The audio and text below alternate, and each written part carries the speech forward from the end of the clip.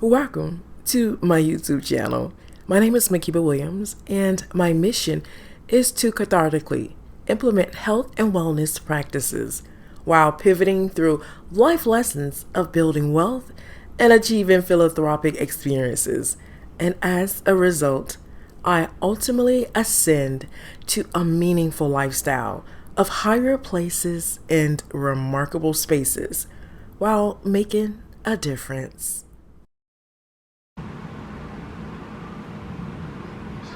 My name is Makeba Williams, coming out of beautiful Atlanta, Georgia. And today, this video is entitled, When the Struggle Continues. And I know you're probably wondering, what struggle can I possibly be talking about? In life, we all have desires and dreams and aspirations and visions and to-do lists and tasks and responsibility and the list just goes on. And we're praying and we're doing the journaling, we're doing the manifestation, the affirmations, and we have faith the size of a mustard seed.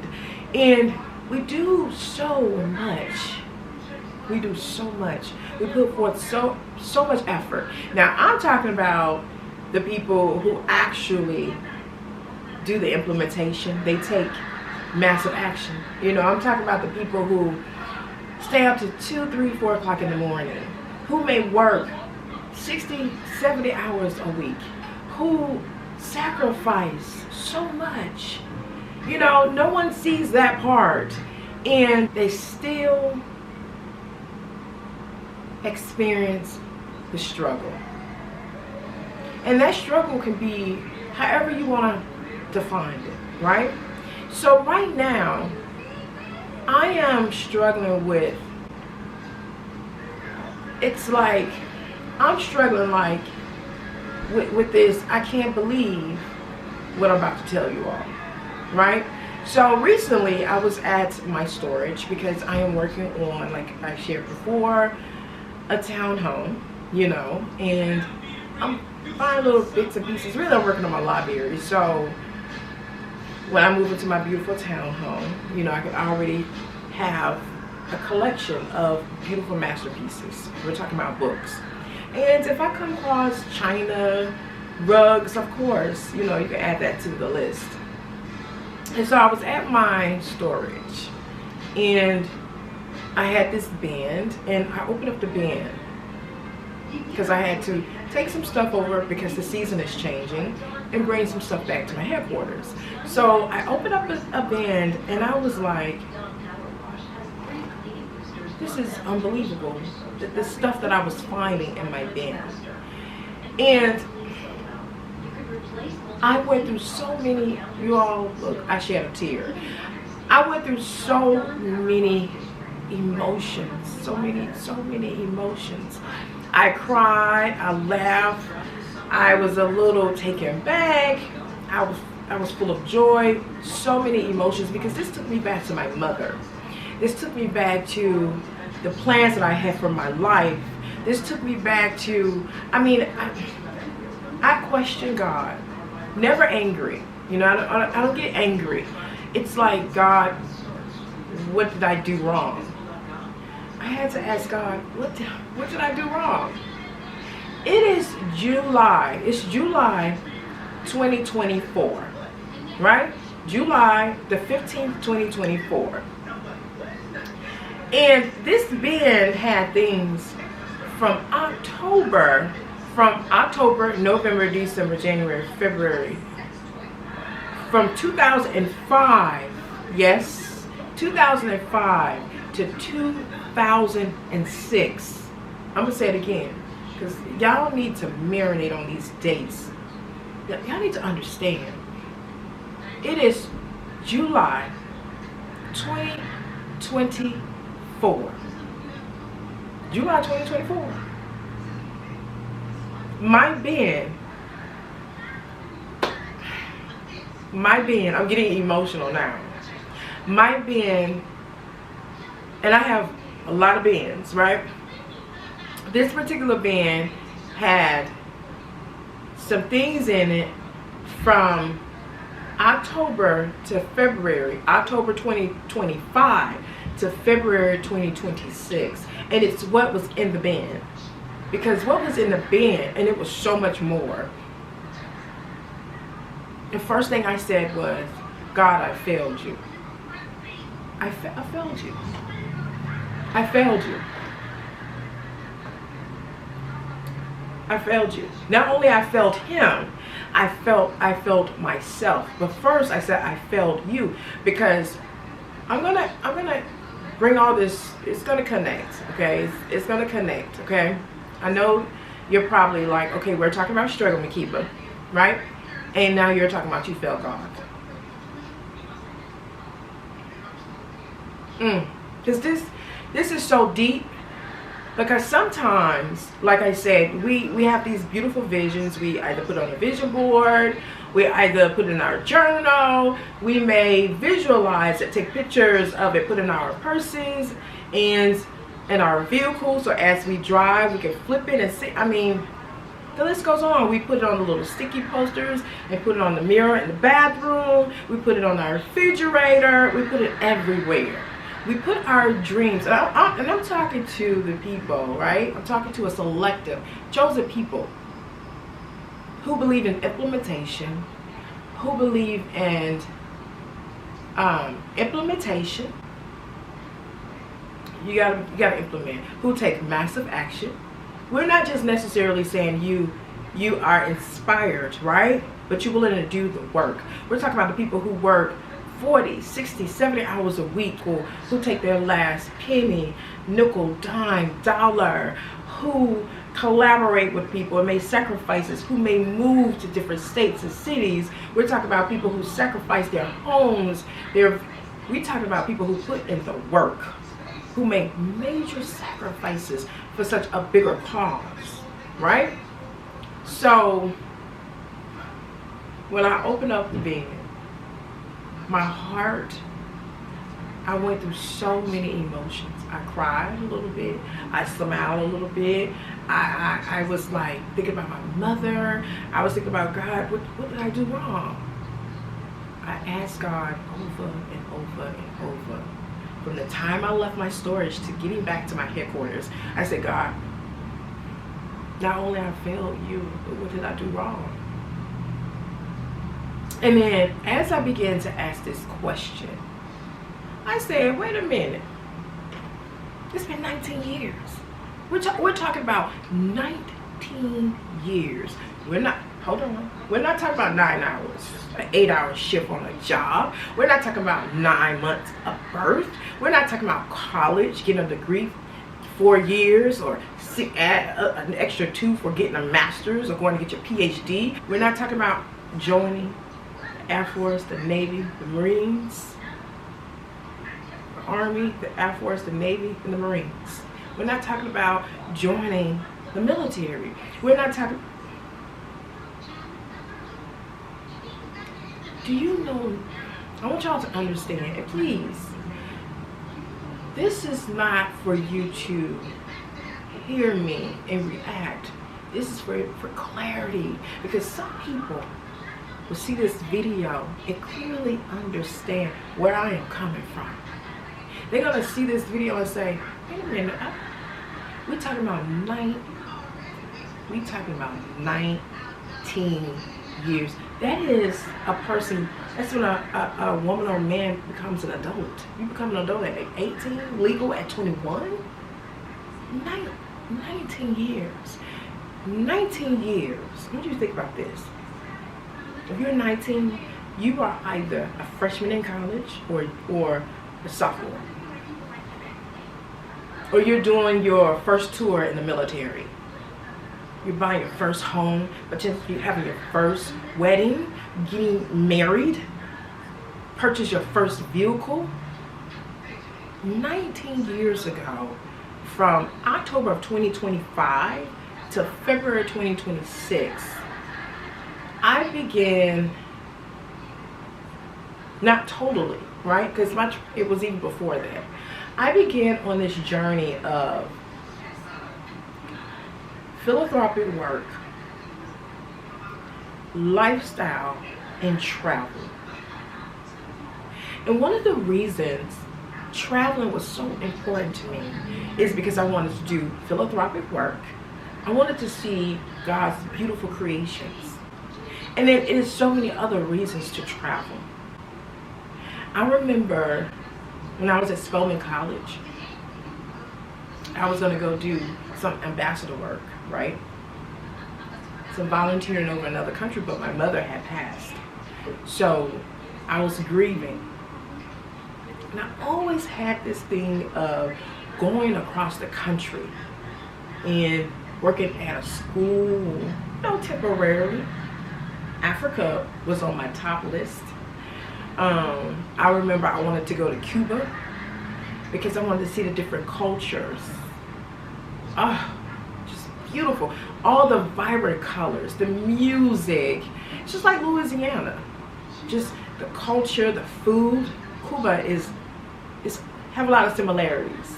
The colors and the culture and Louisiana is on my list because I want to go there to take some pictures.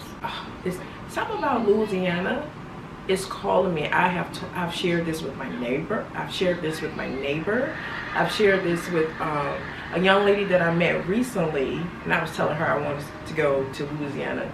I want to go stay in like a old antique home, like very old, and just take pictures. It's just something about Louisiana and pictures. I don't know, it's just calling me to go. And it's been like that for a while. I said I want to go to Louisiana and take some pictures. And stay about 2 weeks. Embrace the culture. And then I would like to do, I think, the dancing, when they dance in the streets. The purpose of me traveling is not just to say I'm going for therapeutic reasons, like health and wellness, you know what I mean? But I wanted to travel to really experience that moment, that environment. You get what I mean? I'm gonna give the reasons why people should travel. And traveling to me was going to be educational. Like I said, going to Cuba, going to Africa, the safari, and then going to do a lot of the tours, and then going to Egypt. I want to go to Egypt so bad and walk through the pyramids and do a tour. So, back to these 19 years. Speaking of traveling, when I opened up this band, for a couple of days, I was taken back. I must be honest. And I felt a sense of, in my womb, my gut, I felt I failed. I didn't look at none of the successes. I didn't look at what I've been doing the last 19 years. I just immediately went into, I failed. Because the beautiful places in the world, God created that. He used us, right, to bring it to light. Why wouldn't you want to go to Africa and experience a safari and go through the villages to understand the African diaspora? Why wouldn't you want to go to Egypt to walk through the pyramids and touch the texture? Or why you wouldn't want to go to Cuba, go to Haiti, Jamaica, Bahamas, Anguilla? Come on. And when we're talking about the States, my top list, of course, would be Louisiana. Oh, I so want to just experience the culture. And then you have the obvious, everybody, when they equate to shopping in the United States, typically shopping. Oh, I want to go to Miami. I want to go to Fifth Avenue in New York.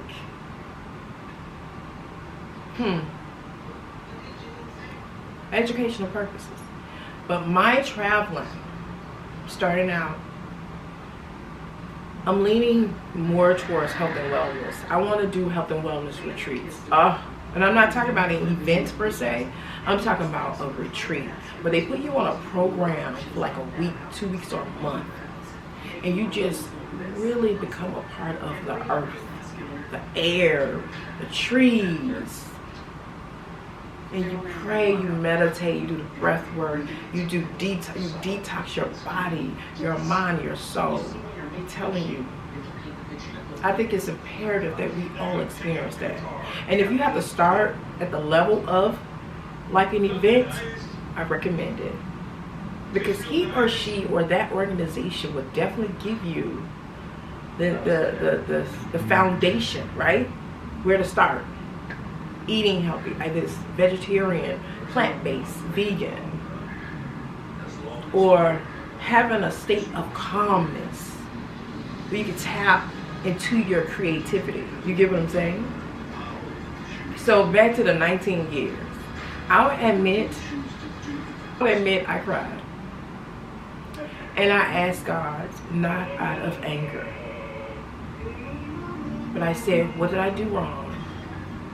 And I'm sorry I have failed you. And now that I'm pulling back, right? I'm stepping back. And I would say I'm stepping back, stepping down, and sitting down in this moment, right? And I'm taking some time to reflect back why I'm still struggling with this. And struggling can be defined however you want it to be. But my struggling is more so, God, I failed you. And some would say, no, you didn't. Because you've done you've done so much, Makeba. You've done so much. But when you set goals and standards and expectations, and you have your vision, it's beautiful, right? When you know, you know,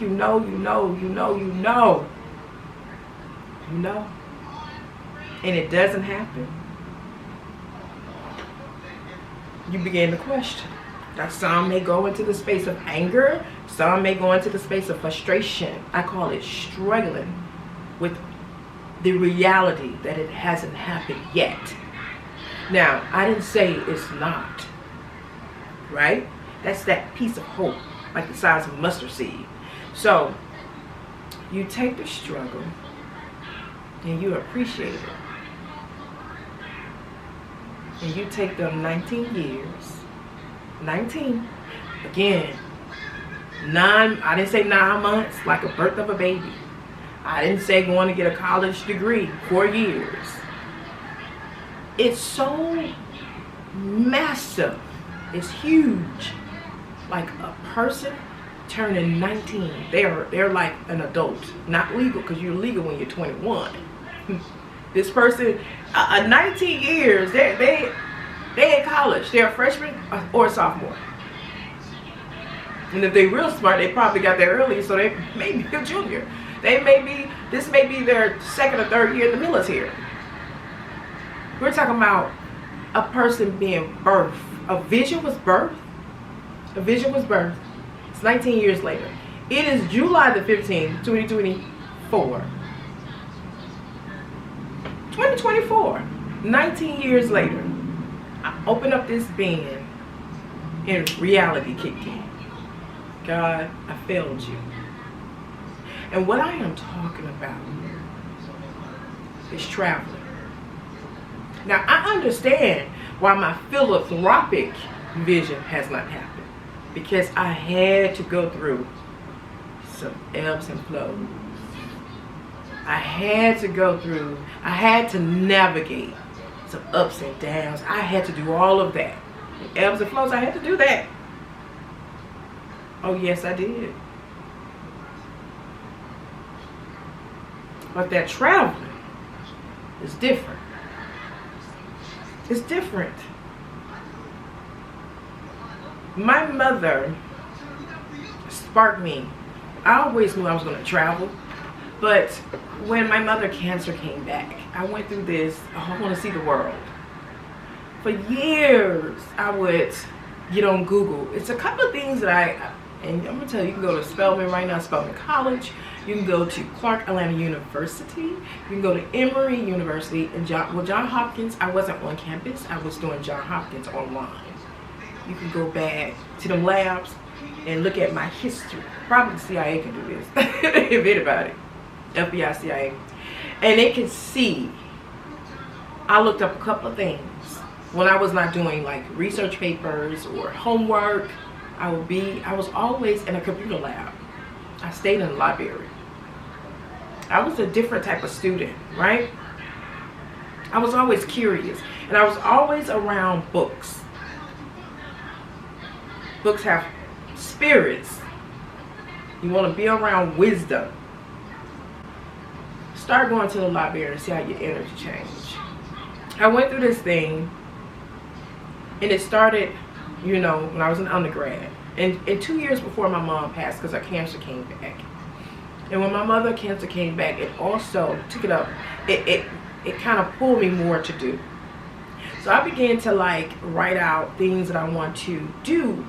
And before my mom passed, when she was first diagnosed,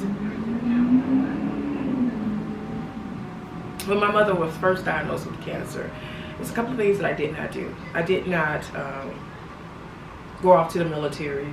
You're supposed to swear in. They put me on hold. I did like a hold program because I was going to go into the Army. And I had this big vision. I was going to go into the Army and then come out and then either work for the United Nations, CIA or something like that, and White House. But my mother's cancer came and I wanted to be with my mother.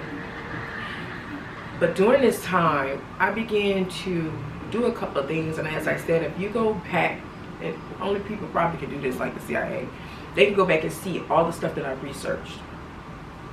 And they will see, I always put this in the computer. Traveling, how to do philanthropic work, and how to become a millionaire. I was so intrigued with this. Now, sometimes I would get on Google and how to become a millionaire with it would be like, it would either show how millionaires are living. This was like back in 2005, okay? You know, the algorithm, SEO may have changed drastically by now. It's not the same, I'm pretty sure, you know, but updates, everything is evolving. But I will always put in there philanthropic work, traveling, and how to become a millionaire. I've always been on this journey. Always. And I was so intrigued about some of the stuff that I was finding. But back to the traveling, my mother, when her cancer came back, because I had a vision for my mom. My mom sung with Dottie Peoples, the Georgia Mass Choir. She sung with a couple of people, and she's always sung. Dottie Peoples, beautiful, beautiful soul.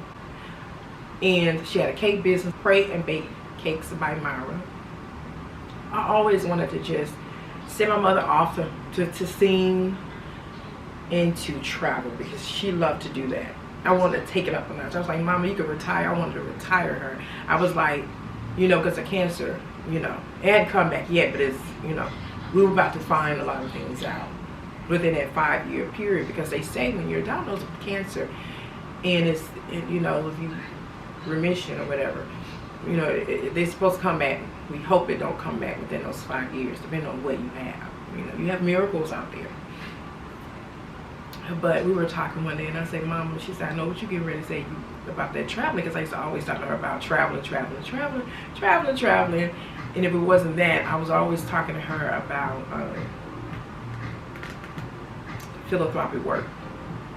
And we would always pray about those two top things. Now, becoming a millionaire, I began to transform in that, like later on, probably like 5 years later. You know, I'm gonna say around 2010 is when I really started taking to become a millionaire seriously, around 2010, because I was so loving this philanthropic and traveling. Because I always had in my mind, travel, give back. So, even so back to college, when I was at Spelman College, I began to research a lot of this. And one day I was looking at a show, You know, it was all new to everybody, like the reality shows back then, you know. And they started showing how celebrities were living. I'm not going to necessarily say it could have been a mixture of the rich and the rich lifestyle, rich famous, or it may be MTV Cribs. It was like different things, and like the fabulous life of, and they may have a celebrity. I don't want to say people's names because I don't want to get things mixed up. So I began to watch it for a few reasons. Number one, I was intrigued how their homes were looking. Number two, the favorites of what they use, like products, you know, skincare and all that what kind of things they have in their home, in the kitchen, you know, for those purposes.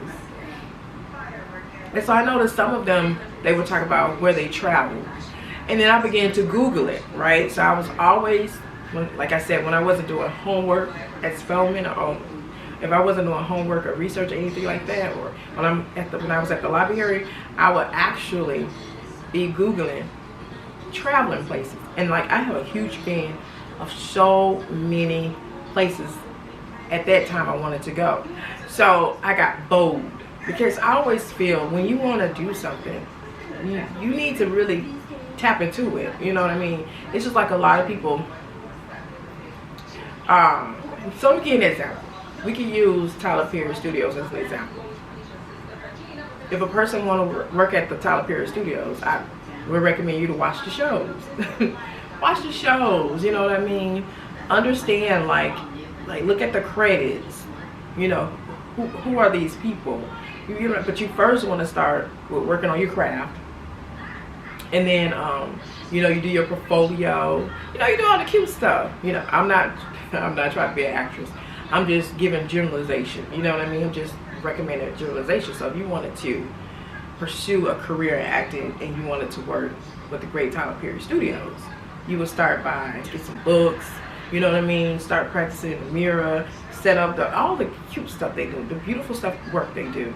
And then I will actually watch every last one of his movies.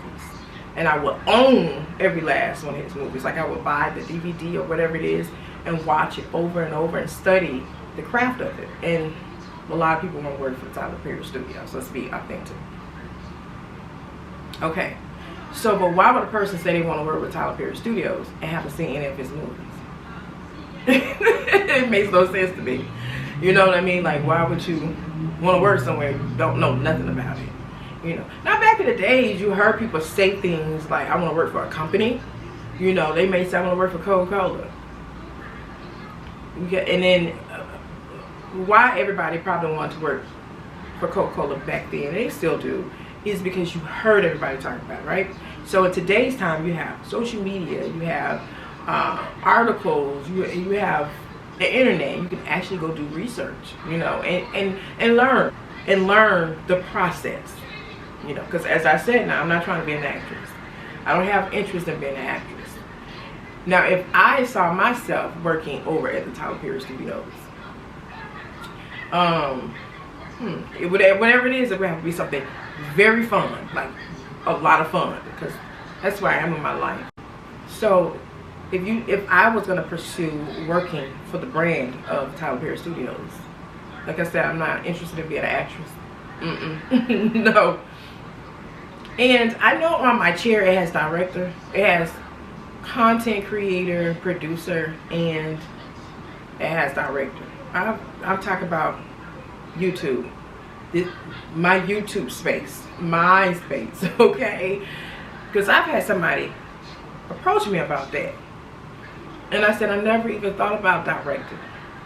You know, I never thought about producing. And they've asked me. Matter of fact, I've had more than one person now, and I'm really looking at it.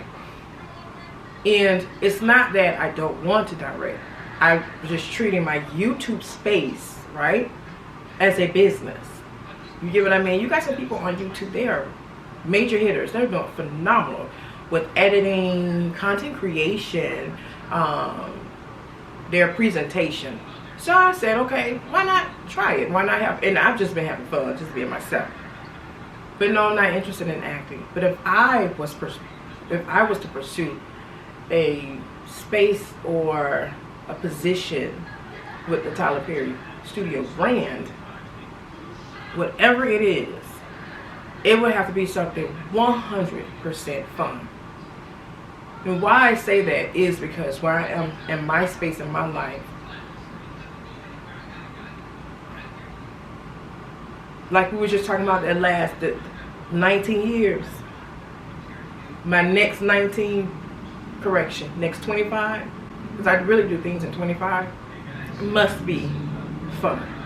It's non-negotiable. Like, what if I decided, because I had met somebody recently, matter of fact, I'm thinking about it, they were asking me, because I asked her where she worked. I met another person, I asked her where did she work, and she was saying she was unemployed.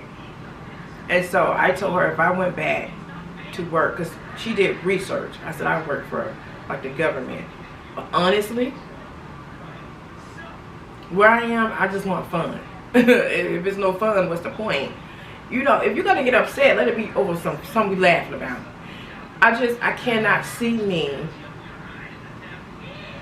taking another position and it's a position where there's no laughter, there's no smile, there's no hope. I can't do it.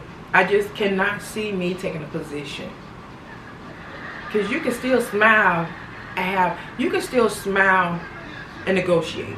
You can still smile and laugh and agree and disagree. And then I guess because I've been in places, work spaces, and I know the work culture. And I've been working for me for a very long time. Like a long time now. One thing I could be a student and I could be a leader. And I can collaborate. And I believe in team. Because you can't do nothing by yourself, really, especially nowadays. But where I am, I just cannot see me, and I'm miserable. I cannot see me unhappy. You might as well do that broke. Because I know what it's like to work for me, right? And one thing about it, I've had struggles as an entrepreneur, but I know how to make me happy. That's a difference. So if something is wrong, I know how to pour into myself to uplift me. If something is wrong at my job, it's a little different because you're dealing with different emotions, you're dealing with different stressors, you're dealing with different variables. It's so many things. But if I did go back to work and work for a company, I can see me working for like a Tyler Perry Studios, but it would have to be in a department where it's fun. And nobody can tell me that it's impossible. I'm sorry, because that's my environment. Why would I sacrifice my environment? It's very small, right? To go to an environment, and I don't know how anybody else's environment is because I haven't worked in it. But it would be something it would have to be something where it's fun. That's all I'm saying. It would have to be something fun. And that's what we are. You know, you got companies now. That's another conversation. That's another conversation. You know, the work environment, you can see it with the customer service. Where you go get your food at the fast, But if I did, and my recommendation to you all, if you want to have something, if you want to experience something, go out and find out what that is. Don't just sit back and rely on others. Find out for yourself. And having the privilege and the honor and the blessing to work for a company like a Tyler Perry Studios is phenomenal. So if it's an actress out there, or an actor, someone in production, a cameraman, go for it. I don't see, if it was me, just think about it. If I was at college right now, and if I was in the film industry, I would have already known, forget Tyler Perry, I would have already known his staff. Oh yes, it's called, see, I'm going to, never mind. I don't want to do all of that, but I would know. It's how you professionally do things. It's a way you do it. You present yourself so people can know who you are. Now, as Tyler Perry have shared, he has a lot of gatekeepers. Don't let that scare you off. He's supposed to have gatekeepers. Now, if he don't have, he has to have gatekeepers because of who he is. That's non-negotiable. But just remove him, right? Just remove him. And just think about his team, right? You know, we'll take you some professional pictures and introduce yourself and send a nice portfolio of yourself. You know, I mean, it's different ways to do it. I'm really talking to actors and actresses because I don't know how many people, I'm pretty sure he has the team that run the studios, right? But if you really want to get to know the people in the offices. So just find ways to do that, professional and with boundaries. And don't let him saying he has a lot of gatekeepers to stop you from going after your desires and dreams. Because I didn't do that when it came to traveling. I'm gonna tie this in, you know, because like I said, if I was going to pursue, if I heard they had a position and it was fun, oh, I had that position. Okay, I already be working there. Y'all wouldn't know, because when I work for a company, I don't talk. I don't do that. It's a conflict of interest. You get what I mean? If I worked for them, no, you all wouldn't know, unless they just advertise it themselves. But I would not go around saying that I work for Tyler Perry Studios. Think about it. Now that I'm out of the contract, I had Wells Fargo's for almost 14 years. I had a lot of Wells Fargo's and nobody knew. Unless you saw me. Like if you saw me there, because I've had a lot of people say, what you doing over here? And they began to put it together. But I never verbally came out of my mouth that 14-year contract. I never said I have a whole lot of Wells Fargo's. No. The fact that the contract is gone, right?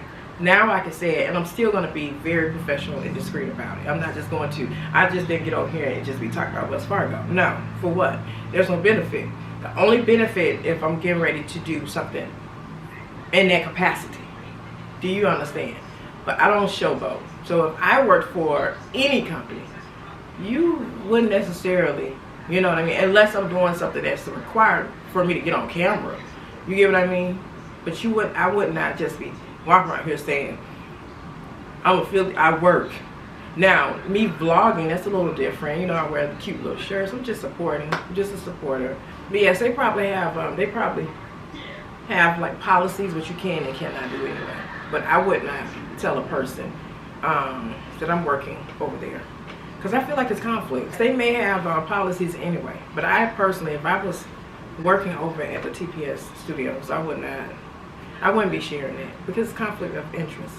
You know what I mean? I just wouldn't, especially if I'm working in the office. I feel like it's just it. But anyway, whatever you want to do, dive into it. You know what I mean? Don't just accept because you're hearing it from someone. Learn it for yourself. So when it came to traveling, let's get to traveling. I heard all these celebrities talking about these beautiful places, and I'm like, okay. Now, when I was at Spelman late at night, I would be in the lab 2, 3, 4 o'clock in the morning. Yes, I was that type of student. And so I began to do my research, right? And I began to call some of these places to ask them to send me some stuff. But before we get into the fun stuff, okay, so before we get into the fun stuff, As I shared, the title of this video is When the Struggle Continues. And I shared what I was struggling with. But let's talk about the positive side of this. What is a definition of vacation, right? So I want to give the definition what vacation means. I can't see it. I can't see nothing. Nothing. Okay, so I'm going to read this. I can't see, so I'm going to check in with you all. It's not long. But it says, an extended period of leisure and recreation, especially one spent away from home or in traveling. The action of leaving something one previously occupied. So, vacation. And I feel, do we all take enough vacations? Do we really take time for vacation? You got staycation. Staycation is when you go to a local hotel or Airbnb, as some would do, and you kind of live there. You put yourself in a different environment. And then you got some people that they do the higher self. The higher self is when you live the day of your higher self. You live that day. So you can use me as an example. I said I wanted, Tesla. Let's make it a little bit more creative, because a Tesla is on my list. Okay, let's say my other car. Okay, because I don't see me having a fleet of cars. No, 2 is enough. Okay, it's enough. So I said I wanted a red Ferrari, pure sangue. So let's just visualize this. This is me being my higher self. I would go rent for the day, right? Not to do showboat. Let's be clear. Okay, I'm sorry. I have House of Pain on it. That's one of my favorites. Okay, so when I say higher self, let me be clear. This is not for you to be your higher self and get on social media and to pretend you own these things. No. That's not what I'm advocating. So let me be clear.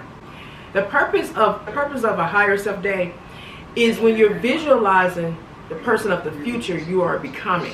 So you're going to take that moment, that day, and be that person.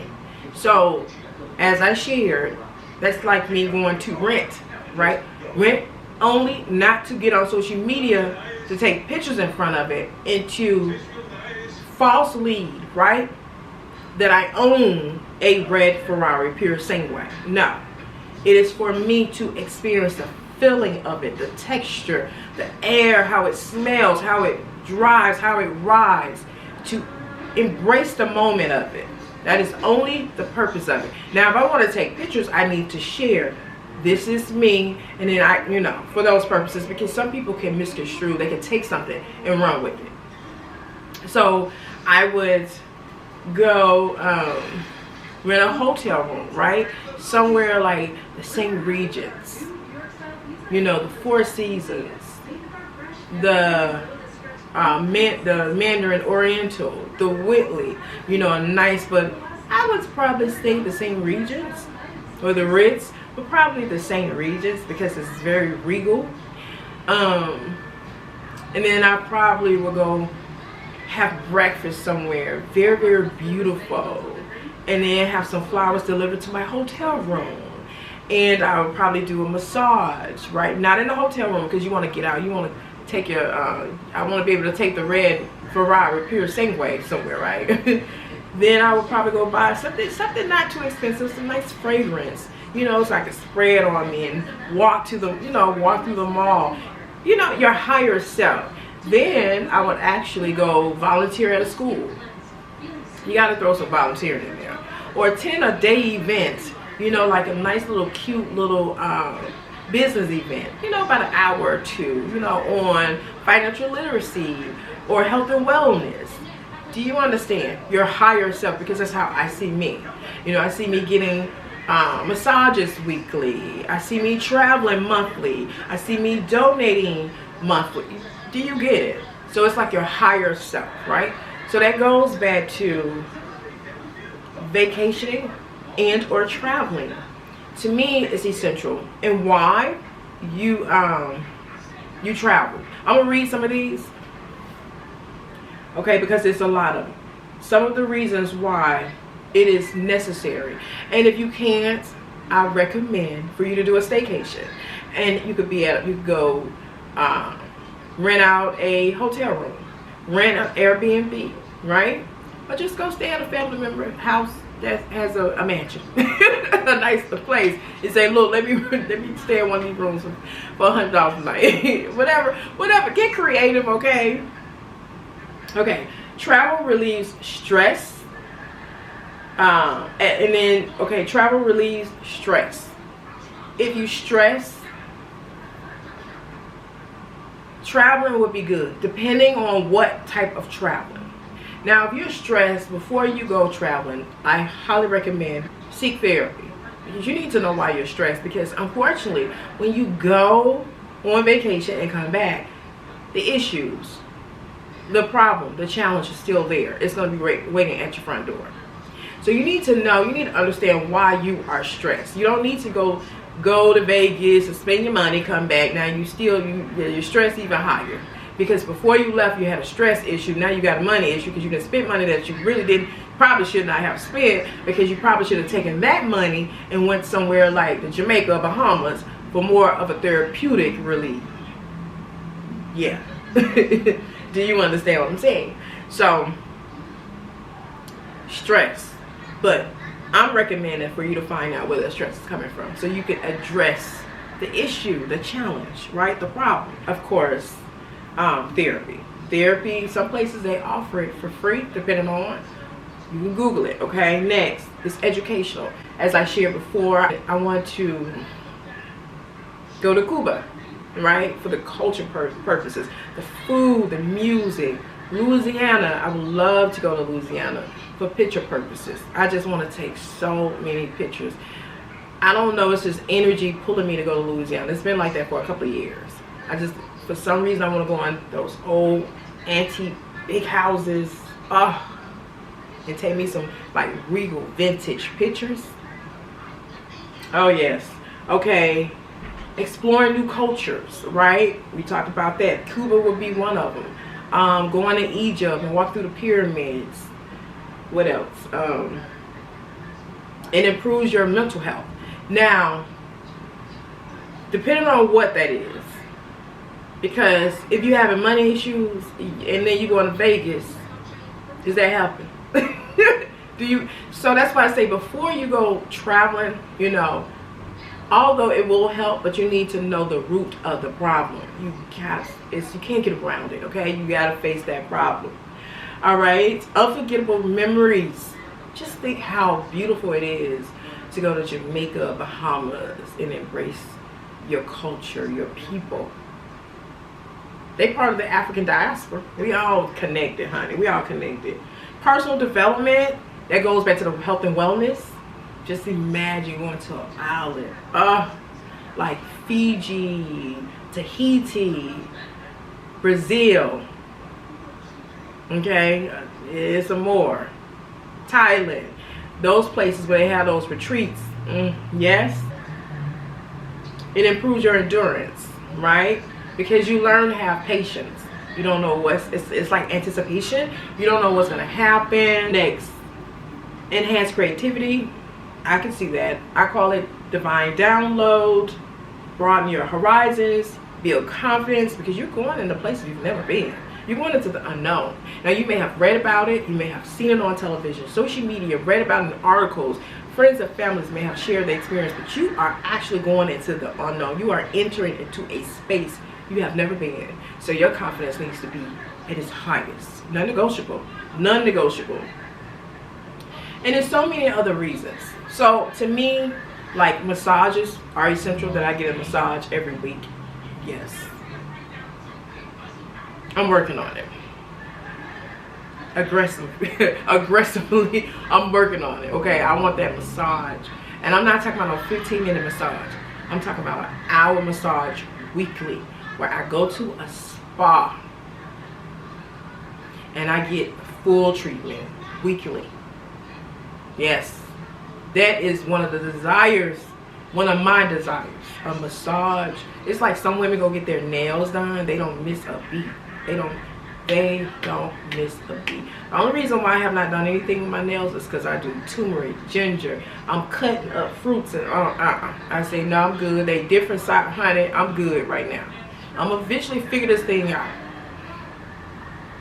But massages, I would prefer a massage before I got my nails done. I would prefer a massage before I get my nails done. A massage, top priority for me. Before I go sit down and let them put false nails on my fingers. Rub my body. I'm sorry. Rub my body before I get nails. I'm so serious. It's non-negotiable. That's how serious it is for me to get massages. Some people may say, oh no, I gotta get my nails. You go, sister. More power to you. I still love you. With Makeba, I want a masseuse before I get, I'm sorry, a manicurist. A masseuse versus a manicure? No. No. A masseuse for me. Rub my body down because you stimulating those endorphins. You're calm, you're relaxed. You have more clarity. I'm sorry.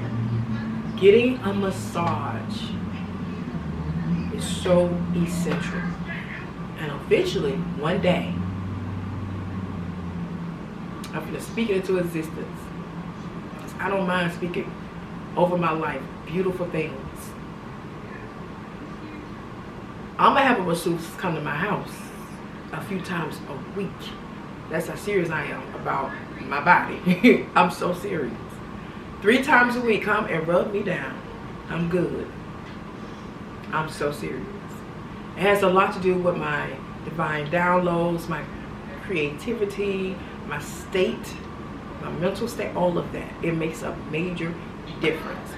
I'm gonna tell you what else I've been doing. I've been doing cold showers. I've noticed a difference. I just haven't given you all a follow-up because I wanted to have a couple of months, right, to reflect back. I wanted you all to understand what I've been going through with the cold showers. Cryotherapy, I recommend it. That's why I say it's things that I'm doing. I'm not talking about it yet because I'm going through the process. Cryotherapy, it is essential. Now, I haven't got to the cryotherapy.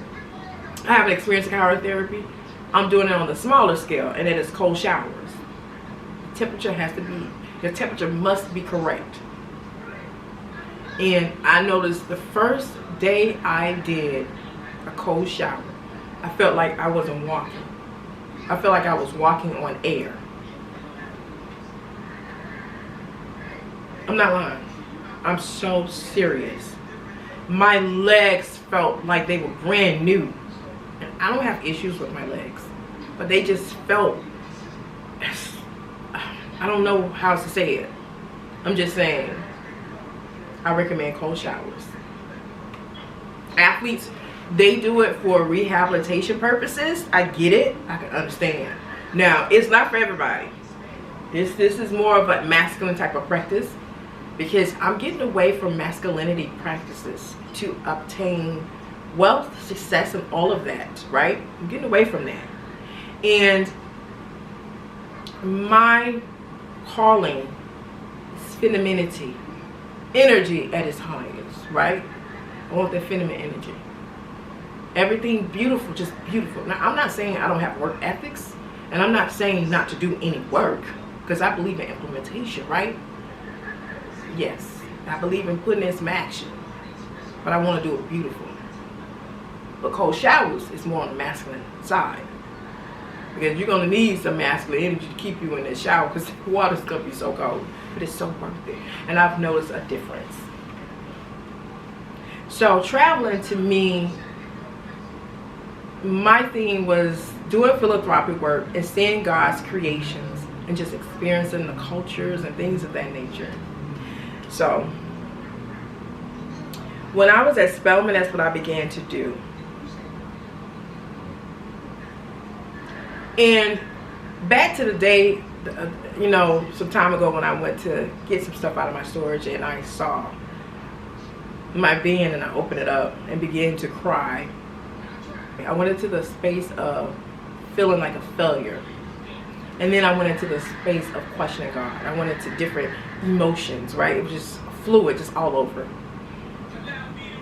But then I began to say to myself, what I've been doing for the last 19 years.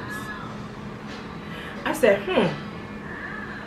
what have I been doing the last 19 years? Because the places that I want to go, now, I don't want to play small.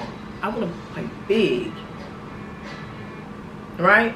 So I said, okay, what I've been doing, why I didn't go, why I haven't gone, and why now, God? Why now you bring this up? Is it because July is the month everybody travels? Is it because my birthday just passed not too long? I'm a Cancer baby. Is it because my birthday was recently? Is it because I'm changing, I'm transforming, so I'm going to purge things, I'm removing things, quantum leaping, and just, you get what I'm saying, catapulting to higher places. What is this? Right? I'm asking God, I'm just asking him, right? And then I'm also feeling a certain kind of way. I started to say, what I've been doing since 2005. Okay, let's talk about it a little bit, Makeba. I was at college, graduated from Spelman College with a degree in sociology, of course, and my focus was human behavior. I'm all about why people do what they do. I'm intrigued, like, why are you doing what you're doing? Because whatever I do, it needs to be satisfaction. It needs to have some type of return on investment. It needs to have a reasoning. You know, come on. Logic and why I'm doing what I'm doing. Is it going to help others? That's me. That's my personality. I love to ask myself questions, right? Now, I don't go into the confusion, hesitation. I'm very confident. So after graduating from Spelman College, I went through this thing of, I want to hire people. I want to hire people. I had no money. Talking about I had no money. Talking about I want to hire people. I was walking around here with big dreams. I'm gonna hire. I'm gonna be the next Falcons. I'm gonna be the next Coca-Cola. Big dreams. I started a commercial cleaning business. Yeah. After Spelman, going into Clark for my master's in social work. Graduated from Clark Atlanta University, Whitney M. Young Jr. School of Social Work. Received my master's in social work, right? And my specialization was health and mental health. That's why I'm always talking about health and mental health, because that is what my education was in. After that, I said, because I was exploring. I was really just exploring. Because when I was at Clark Atlanta University, I was like, okay, I'm going to purchase some homes and put the developmental disabled in those homes so they can be safe, receive employment, all that kind of stuff, right? Then I went through the phase of, I want a private practice. I'm going to have all my St. John's in this big, I'm going to have this big windows in Buckhead, and I'm going to provide therapy for my clients, my patients. Okay, I went through that phase. Then I went through the phase of, no, I'm going to work for the CIA. I went through phases. But I had to go through all of that to understand where I am today. And if you notice, all of them had something similar. They were all connected. It was about service, and it was about making a difference. Service and making a difference. Service and making a difference. From wanting to have homes for the developmental disabled, I said I'm going to have 50 homes and put the developmental disabled. But I say no, listen, I say that ain't what God has for me. That work, He want me to donate.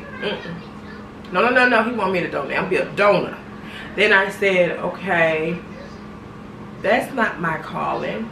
The next calling is going to be, I'm gonna have a private practice. But then I say, oh, Do I really want to hear and be a low frequency all day, every day? Do I want to sit in front of someone and they just pour their truth, right? And I take it and help heal it. I said, I want to do something fun. For some reason, every time I got ready to get deep into something, I was like, I want to do something fun. It was always something fun. It was always beautiful and fun, just beautiful and fun. I was like, that frequency, Makeba, that frequency. Because I'm an excellent listener. I'm an excellent strategist. I'm like, I can help you heal. But that ain't it. I can donate.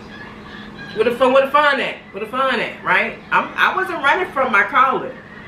I was headed to my calling. I just made a couple of stops, right? It's like taking a trip and you just pull up to the side, put you some gas in your car, stretch your legs, get you some chips, honey, get you some food or whatever it is, and you get back in that car and you keep going. You get your butt back on that journey, right? So when it came to me, I said, no. I heard it. No, it's not for me to do private practice. It's for me to teach social workers how to create and increase their income. How to increase their income. How I created this, create alternative opportunities. That was me. Create alternative, CAO, trademarked. Create alternative opportunities for social workers. You overworked, underpaid, let's do this.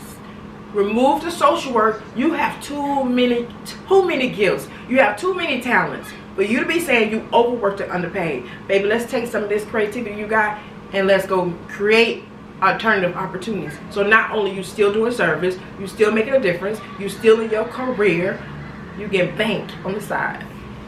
You get bank on the side. Because it's not for me to do therapy.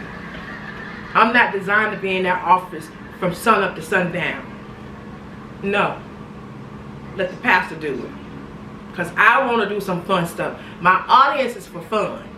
I already know it. I'm not in denial anymore. Okay. Then I said the CIA. But then I started thinking, I missed that.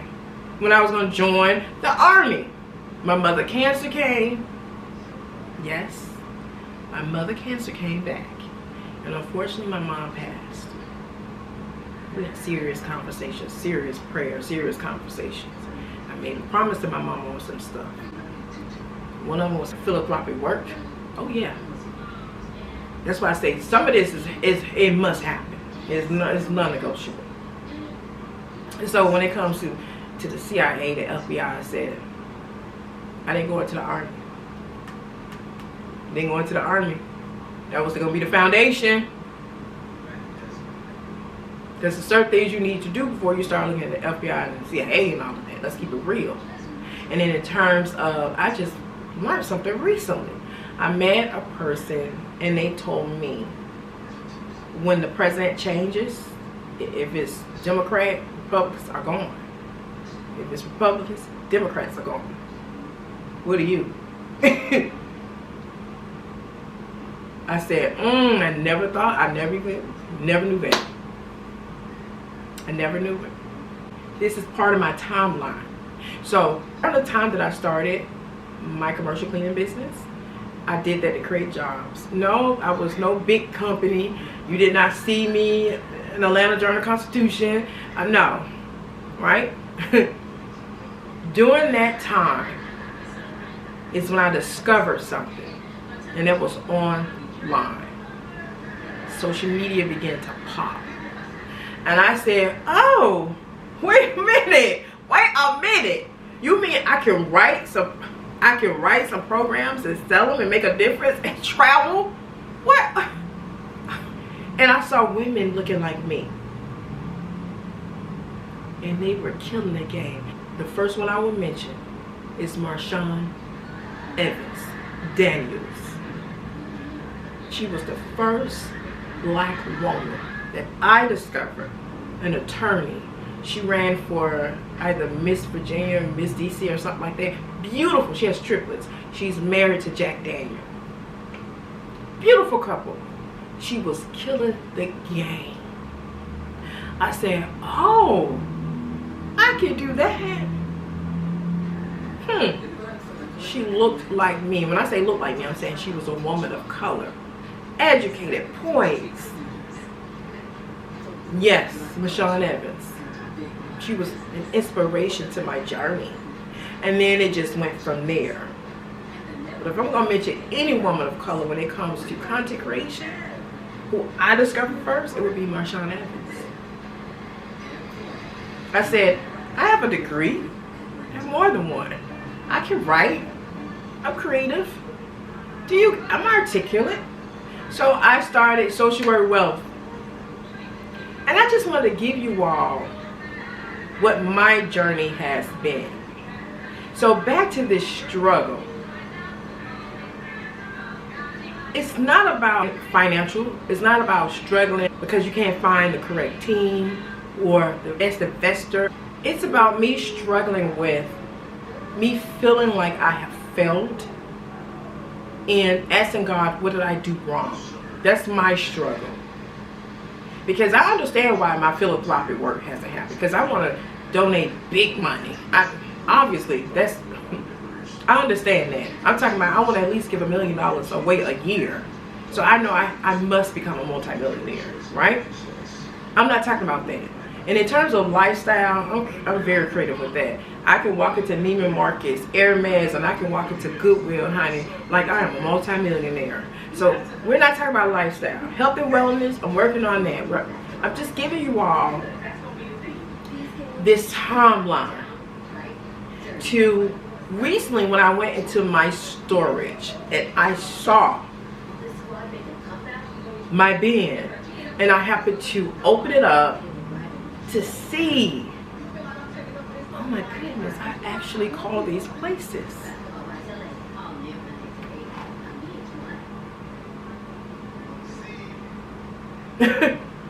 I'm like, oh my goodness, I actually call these places. You get what I'm saying? I just want to give you all some history behind my timeline and to bring you up to date, because there's some more there I've been doing, you know. Of course, I still have my commercial cleaning business. People think I do residential. I do not. I've never done residential. Now I know people personally that has commercial cleaning business and they do residential. I don't do residential. I do commercial. And I've been contracted with some big major companies. We're talking about $1 billion companies. I've been doing it for 13 years, going on 14 years. And I'm stepping down. I'm working on it. And I feel blessed. I feel it has been an experience.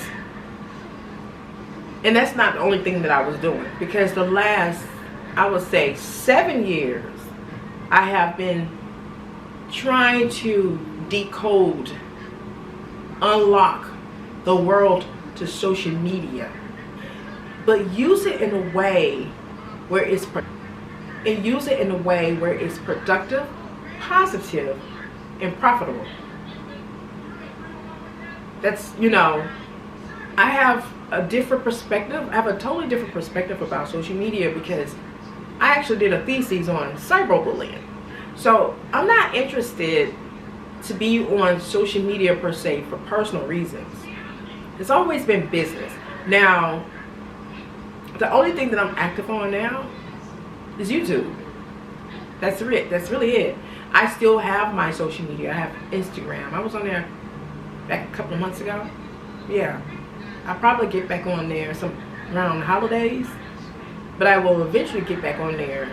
And I don't know if it's going to be me. I'm still trying to figure some stuff that I'm doing behind the scenes. How I'm going to move forward with my new brand. But I'm not really interested in being on social media like that. If it's not productive, if it's not positive, and if it's not profitable, why am I on there? I don't post my family, and when I say family, I'm not married. Nobody's claiming me. So the next would be I don't have any children. Would be my siblings. I don't know. You know, because like for instance, my sister, she's an My sister's retired from the military. She lives a very discreet life. Her and her husband.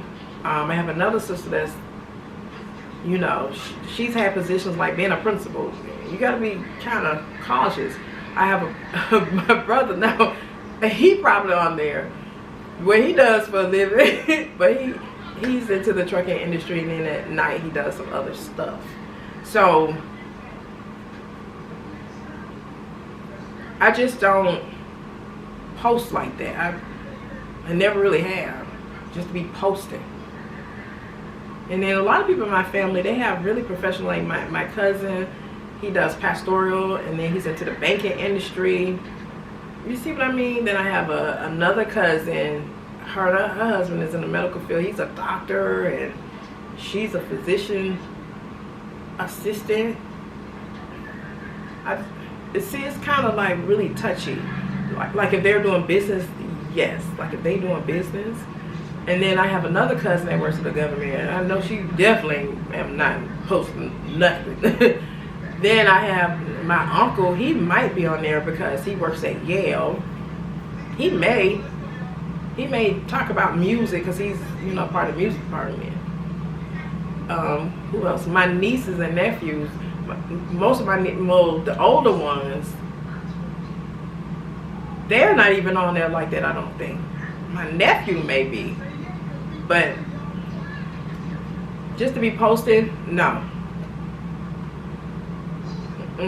If it's not productive, positive, and profitable, going into 2025, I'm just trying to figure out how I'm going to present my new business, because actually I don't have to be the face of it, just the owner. So that's my direction. Now when it comes to YouTube has been it's been fun. My numbers are moving slow, and it's fine because I never really started it for the numbers, but I do want the message to come across to the right people, though. You get what I mean? I want the right people to see it. You know, if anybody, whatever I'm doing, like this video, what I'm about to share, in terms of the 19-year gap, like what I've been doing. And I kind of wanted to just give you all some understanding what I've been doing the last 19 years. Like, I didn't just pop up today and say, I want to travel. No. I did not pop up. I did not see someone on YouTube, or I did not see someone on Instagram and say, I want to go where they're going. 19 years ago, when I was watching The Fabulous Life of, or The Rich and the Famous, that's where my desire in my mother getting cancer again. Because when she got cancer, she was like, I want you to see the world. And things happen for a reason. Remember, it's never a no. It's never denied. It's just delayed. So I had to peel back up. I had to go back in. I had to go back in and reconstruct my thoughts, my mindset. I had to really, really go back in. And I had to ask God for forgiveness, because I said, I failed you. But did I? Did I really fail him? Or was I focused? Or was I had a higher calling at that moment to do something? I had to focus on that higher calling. I had to really hone in on that higher, anchor in and hone in on that higher calling. First, I had to take care of the business, so when I travel, I can afford it, and I can go for 2 and 3 weeks at a time, and I can go donate or volunteer at a school, and it's not a hassle, it's not a problem. Or by then, you will have that significant other. You get what I'm saying? So you won't have to travel by yourself. Now, I'm still there now with the not having a significant other to travel with me. But at least now, looking at it towards the future, I know where I want to go, why I want to go, right? And how I will go. Because 19 years ago, I was just intrigued with the thought. It's like, oh, I'm so inspired to do that. But now, it's like, okay, we're beyond an inspiration. Now it's not negotiable, I'm going. And it's not, again, because I've seen people on social media, ladies doing it big and beautiful. No, this was implanted and still poured in my soul, my spirit, 19 years ago. That's the part, that part right there I want to share. So the person on YouTube who's supposed to hear this story, they can understand sometimes you plant something and it may not happen then. It is not a no. It's not denial. It's just delayed. And I had to build myself back up because I was in low frequency with this thing. I was feeling some kind of way. I was in low frequency. I was hurt. And I had so many different emotions going on. I'm like, okay, God, why? What did I do wrong? I kept saying, God, what did I do wrong? And I looked back at my steps and I ignored all the beautiful blessings that I had experienced. Because everything that I have done up until this point has been for the good reasons, good intentions, good purpose. It's been for the good. I haven't been out here wasting my time. You get it? I have really been working on my journey. My next 25 years gonna be beautiful. Just beautiful. So I was listening to Tyler Perry recently. He had an interview. I thought it was old, but it apparently was like within the last couple of months. And it was on YouTube. I absolutely love his interviews. It's just so refreshing, you know what I mean? And so inspiring. And he said something that resonated with me. Okay, he said a lot of things. I put it on loop, okay? I put it on loop. I put his interviews on loop, especially when I'm out in the field and I'm at one of my accounts. Now, when I'm commuting, not much because I'm always listening to, I've shared it before, I'm listening to Marvin Gaye, I Want You, and I put it on the extended version, or I'm listening to Maze, We Are One. So, but I typically listen to Tyler Perry like if I'm out in the field or if I'm in here and I just need some inspiration, because I'm always hunting. I'm like a hunter. I need to get out of that beast mode thinking I'm talking about having a beautiful life. But he said something recently. He made this statement, you know what I mean, especially being in the position he's in. You got to be careful when you're quoting people that who influence others, because it can be echoed, and you want to make sure it's echoed correctly. So he was talking about how people can walk into something and get it like that, and he was asking himself like, what did you do? You know, what you did, because it ain't working for me like that. And he said he had to stop with that mindset, right? And he began to ask the right questions. And the first one was, why my path is different. And when he said that, I was like, ooh, that was deep. And then his second one was, why do I have to work much harder than you? He meant others, right? So I'm going to say it again. The first one was, why Tyler Perry said in an interview with Grant Cardone. Everybody knows Grant Cardone. I believe I have Grant Cardone's wife's book. She wrote a book and I got it at Goodwill. But I have so many books, right, that I haven't had time. Because I'm getting ready to do another book haul. Not this month. Probably, if not in August and September. But I believe I have his wife's book. Because when I saw it, I was like, I believe that's Grant Cardone's wife's book. But I apologize if it's not her, but I believe it is. But he had interviewed at the 10 Times. They had an event. And the interview was so good. Oh, he gave so many good golden nuggets. It was so good. And, you know, he can agree or disagree. He can say what he want to say, but I always get that pastoral feel energy when he talks. I always get it. You know, he can say, we can agree or disagree, but I've always said in my mind, he's a pastor, and it comes out. He has such a creative way of delivering hope for others, a very creative way. But he said, I quote, he said, why my path is different. He started asking this question, and why do I have to work much harder than others? And when he said those two questions, I was like, now, I've never been jealous of others. No, I've never been jealous of others. I've always felt God when I don't deliver. That has always been my issue. Like, prime example, when I went to my storage to change out some things, take some stuff, bring some stuff back over here, because I'm getting ready to do some renovations, something, honey. Give me something different. So I opened up the bin, and the first thing I said to God, I failed you. And then I said, what did I do wrong? And these two questions that he brought up, oh, it resonated with me. I became still in the moment, and I was like, guys, honestly, my path is different. It is. I'm like, my path is different. And I do see others, they get things like that. Either, whatever it is. I'm never necessarily saying, why did she? Because that's selfish. I think it's insulting, selfish, and just downright embarrassing for me to say something like that. So I've never said, why she? I've had that done to me a plethora of times. Why do Makeba? You know, I even had a video about that with someone. You know, I forgave them.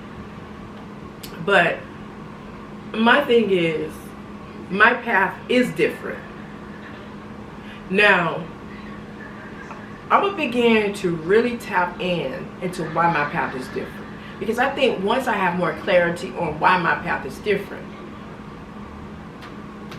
this 19-year gap will make more sense to me. And so I can begin to kind of get creative and say things like I had to go to Spelman and graduate. I had to go to Clark and all the other schools. I had to start my commercial cleaning business. I had to start Social Worker Wealth. I had to start Luxurious Wealth Online as test runs. I didn't continue on and share my timeline. But also in my timeline, I started Social Worker Wealth to teach social workers how to increase their incomes. I started Luxurious Wealth Online to teach passive income. And how to have a premium brand, right? My path is different. I had to accept that in that moment, because I said it is so much different. Because then I can go into, well, I can get a little bit more vulnerable. Okay, why I haven't gotten married? Do you get it? So I said I'm gonna begin to really focus on that in the mornings when I meditate and pray. I'm going to make sure I bring that up. And also, why do I have to work much harder? Now, again, when it comes to Tyler Perry, we can agree and disagree, because right now in my life, I want to work beautiful and fun. Okay? Y'all can echo it, y'all can sing it, you can say it in Espanol, you can say it in Italian, you can say it, honey, however you want to say it. But how I'm going to present, I'm going to tweak it a little bit, edit this statement, this question he delivered. He said to the audience, why do I have to work more beautiful than others? Working hard, I've done it the last 25 years. And I've had many, many blessings, I get it.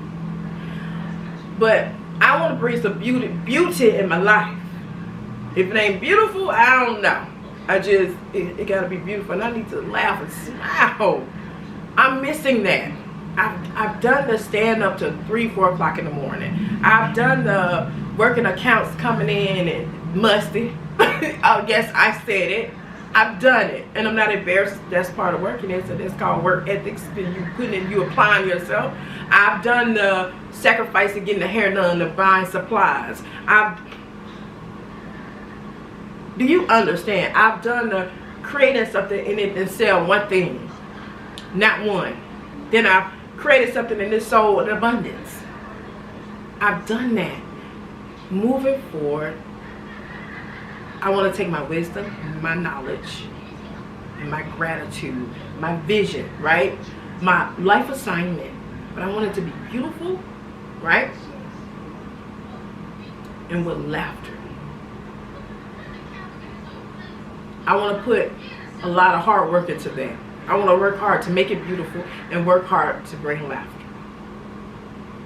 Because laughter is healing for the soul. And beautiful. Oh, that's another conversation on another day. Those two questions resonated with me heavily. Heavily, heavily, heavily. It's like God was my spirit. I was like, And then that's when God said to me, That's when I heard it. What you mean? You failed me. You haven't finished. That's number one. And number two, what do you mean? What you did wrong? You was doing everything right. You was doing everything according. Everything. I had to go to God and ask for forgiveness because I felt like a failure, and I just kept asking him, what did I do wrong? He spoke to my spirit and said, you didn't do anything wrong, and you did not fail me. You did exactly what you're supposed to have done. So I said, these 2 questions in the morning, when I journal, meditate, visualize, I'm going to continue to tap into those questions. Because those 2 questions, 2 profound questions, are going to lead me. It's going to help guide me the next 25 years. So I told you I'll do things in 25. I'm on my next 25. I said it's going to guide me. My path is different. So if I see a sister, a brother, they go into a room and get something like that quick, we don't know why. I never had an interest in why anyway, because it's for them. I've always been concerned about myself. But this is how I look at it. If that sister and brother go into a room and get it like this, that means I'm about to get about 3-4 of them then. That's how I'm looking at it. I never had that. I never had that why you. I've always had congratulations. Because what is for you is for you. Because typically when I want something, you know, it's always going to be a little different. It's not going to be the same. Now, if I see something somebody has, I'm studying it. I like to study stuff. Okay. That's what you have. All right, let me see if it's going to benefit me. Do I have any benefits? Will I get any benefits? Because I believe in, if I'm going to do something, I got to get some benefits out of it. So what benefit I'm going to get out of owning whatever you have, you experience. Now, if I hear somebody say they going to the masseuse, they go to the spa every week. What spa you go to? That's beneficial, okay? So that means you get your body exfoliated.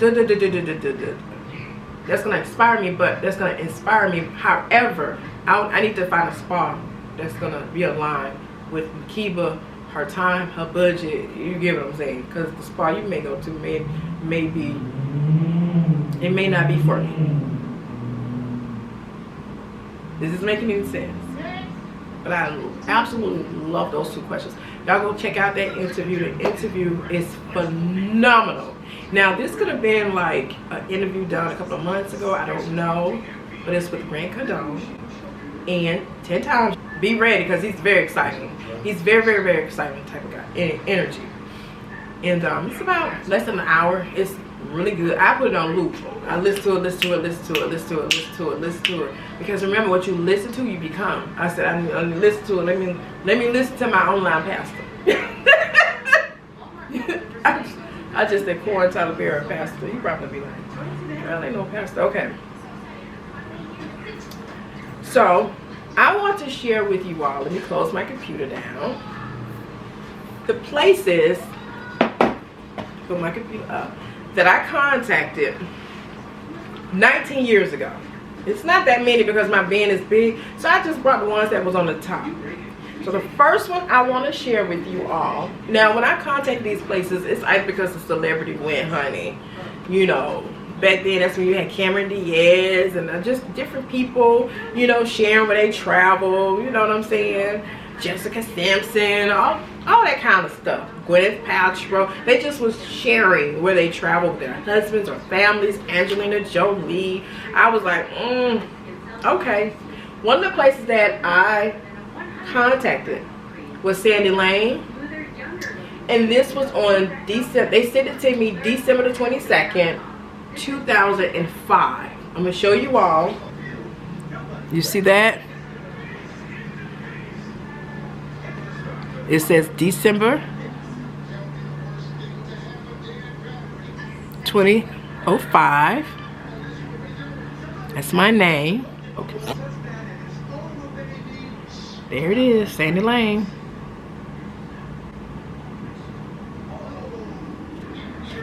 So let's open this up. Now most of these were open because when I was getting them, I was cutting them up for my vision board.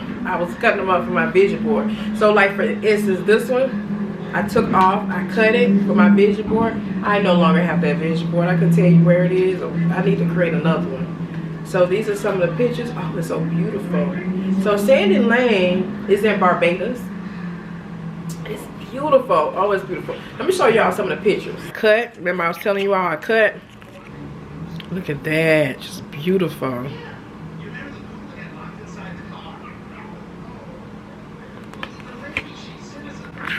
And they actually, I called the company. I was bold. I called the company and I just told them I'm interested in traveling. And whomever answered the phone was like, what is your address? And back then, 19 years ago, they would mail you, and I wasn't even aware they would mail you any of this stuff. I was clueless, honey. I just did it, you know. I just took the leap of faith and just did it. Barbados. Let me see if the address will show. Yes, Sandy Lane.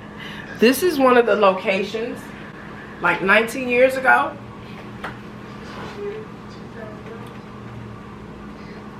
Sandy Lane is like one of the locations that celebrities were going. These people were like, they were like really nice. And I was shocked. I was really shocked. And okay, so this has the room rates on here. It says 2005, 2006. And like winter, it has like the winter, the summer.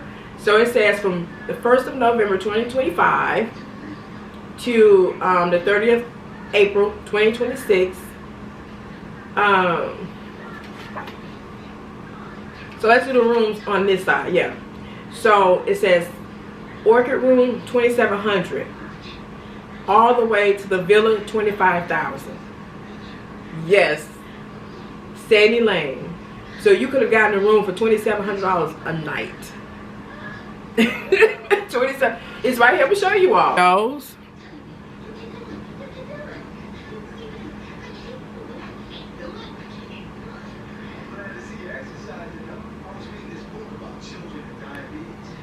Look at this price right here. Look at that price. Sandy Lane in Barbados. I said I was gonna go to Sandy Lane. This is kind of, you know, it's kind of cute and funny, and it's kind of still. I know you all are asking, do I still want to go to Sandy Lane? Where I am now, most of the places I want to go, it has to be near water because I really want to do this health and wellness first. But of course, I want to go to other places. But that's where my mind is. Okay, I've always wanted to go to Monaco to see the boats. Yeah, they have the Grand Prix there. Grand Prix.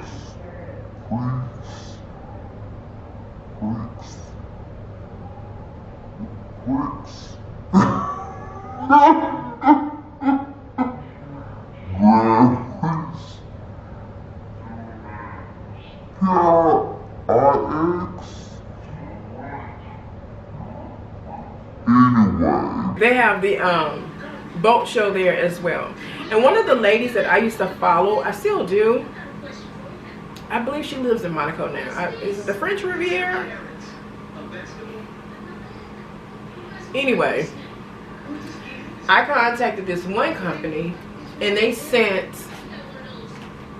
I told them, okay, because what they do is they are the leading hotels in the world. So when it comes to Monaco, Monte Carlo, they had like a couple of them within that area.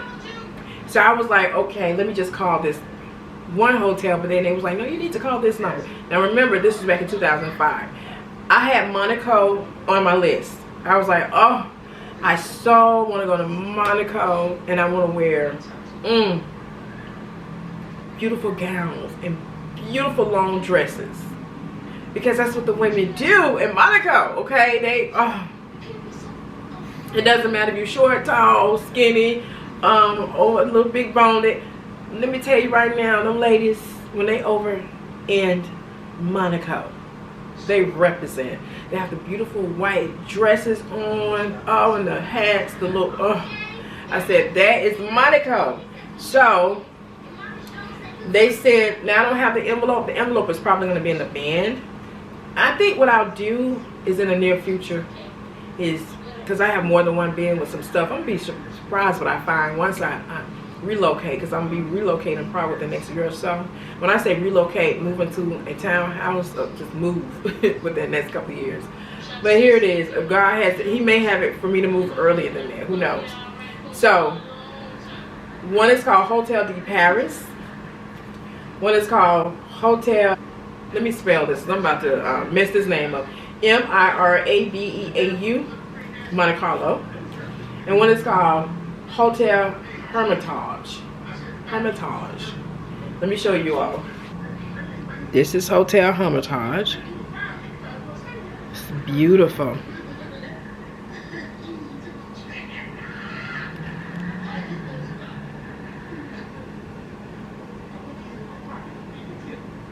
This is Hotel de Paris. It's in Monte Carlo.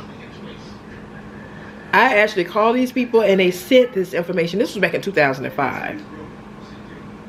So yeah.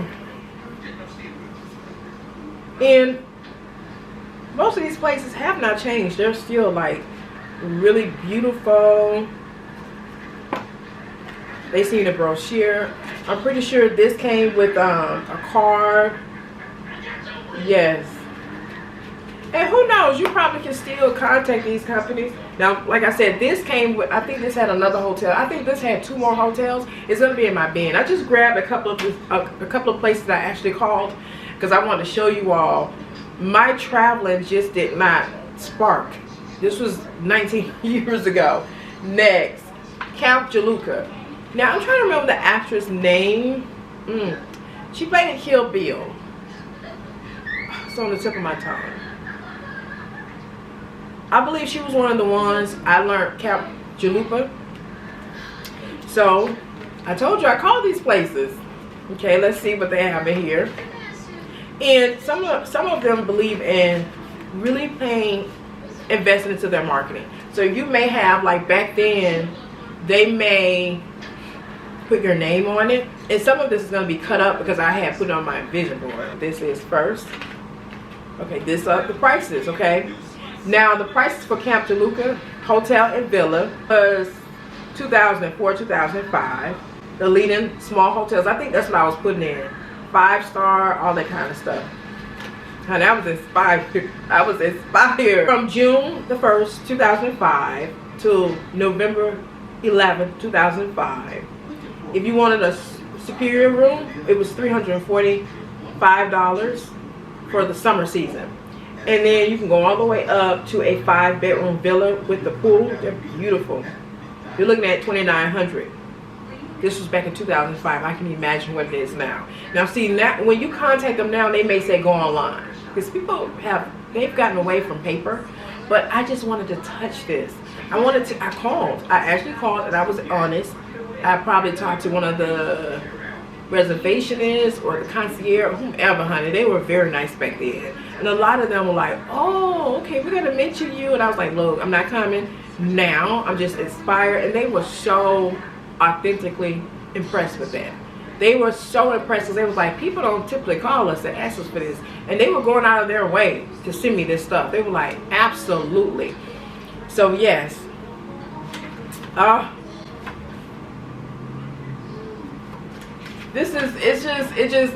But I'm over the God, I failed you, and I'm over the what did I do wrong? Okay. So let's open this up, and this is what it looks like on the inside. Let me bring it closer. This is what it looks like on the inside. A lot of pictures. You see it? I'm gonna show y'all the prices. Yes, Camp Jaluka, and then when you open it up, you can see the prices. Look at this.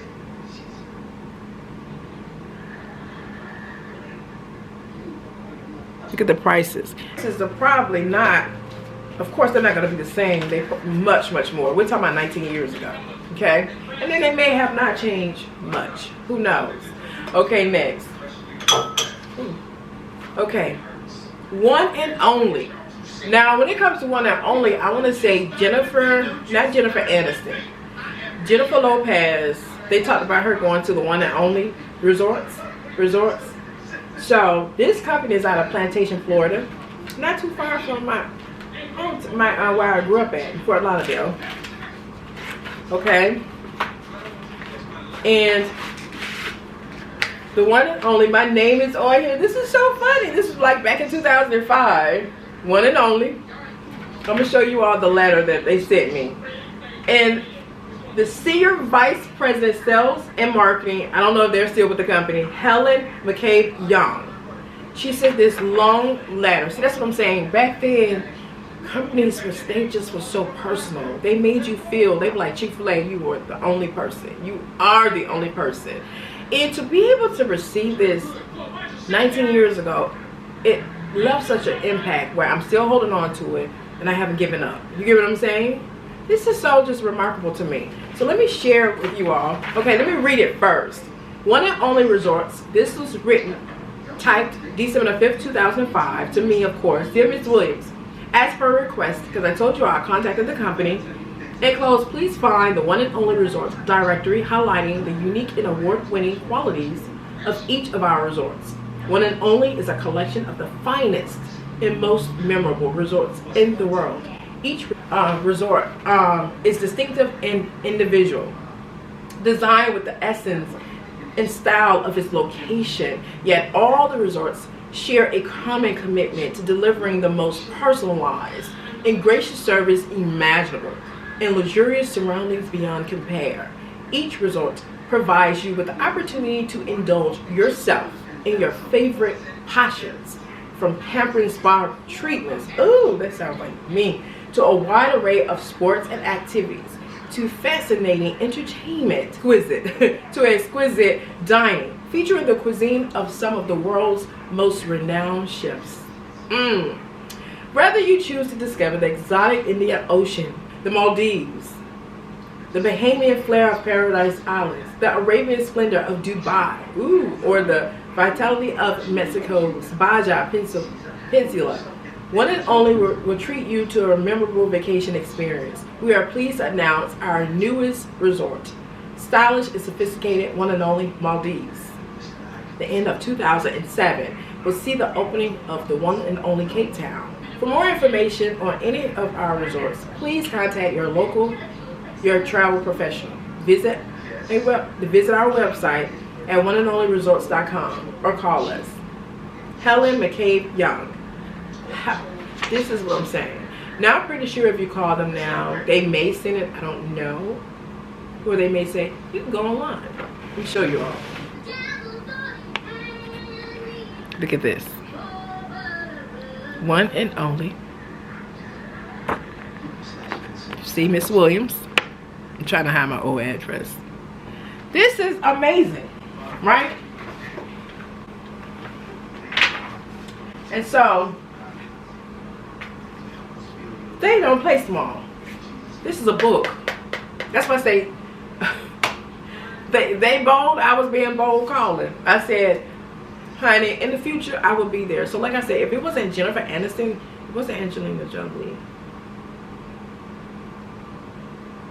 I believe it was Jennifer Lopez. I believe it's her. So, this book is just phenomenal. Let me just share this book. The One and Only. Do you see this? This is a whole book on their resort. Look at this.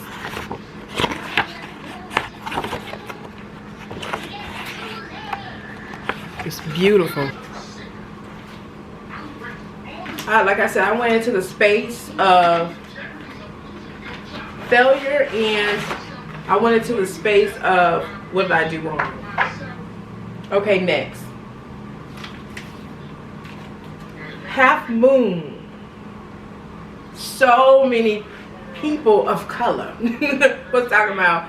They wanted to go to Jamaica to the half moon. Okay, it was like half moon, half moon, half moon, half moon. So this was sent December of 2005. All of this is around 2005. Okay, and I already opened this up. Half moon. Discover how others have lived. You have the horseback riding, the bodywork spa, Half Moon Shopping Village. This is beautiful, beautiful, just so beautiful. They send a nice brochure, your prices. So I'm giving you all the prices. Okay, a superior room, US $360, all the way to a 2-bedroom suite, $1,275, double $1,600, but this was back in 2005. Half moon. Okay. Now, of course, a lot of these I contacted because back then, like I said, they had the Fabulous Life, and here it is. I have another letter with my name on it. Half moon. They typed this up December 2nd, 2005. I'm gonna show you all. See, December. See, Miss Williams. Half moon. Amazing, huh?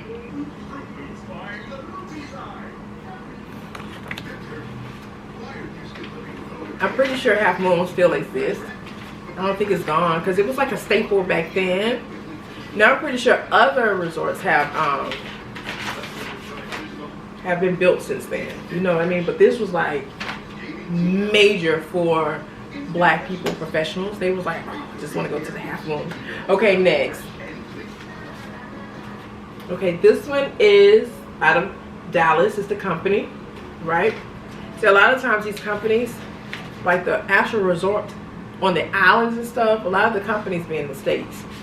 And then sometimes it's not like that. Now with this one, for some reason, I cut it right here. I put it on my vision board, so that means I was really interested in this one.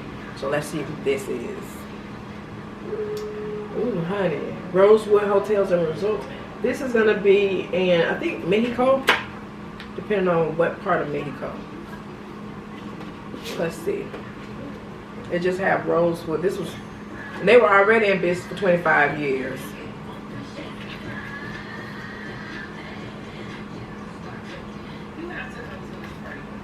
Oh, okay. The Carlisle, the Mansion of Turtle Creek, Hotel Crest. I wonder which one I was interested in because I cut this.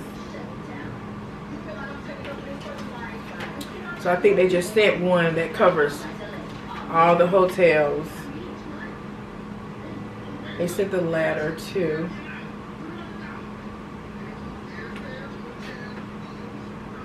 It's beautiful, just beautiful, beautiful.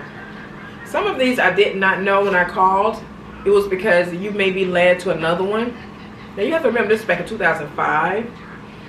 But I may have been interested in the one in Mexico, if I'm not mistaken. But here is my letter. This one is by Murray Hilliard, the manager of Rosewood Reservations. Thank you for your interest in Rosewood's award-winning international collection of hotels and resorts. Enclosed, you'll find the brochures which you've requested, whether for business or pleasure in one of the world's great cities or on a remote tropical island or mountaintop. Rosewood offers discerning travelers an extraordinary world of refined beauty and distinctive luxury. November 2005. So this particular one it was just, look at this, 2005. All right, next, the Cayman Islands. Now, I haven't even opened this up. No, it's not open. I've had this since 2005. It's a lot of them in my bin I was getting and I never opened it up.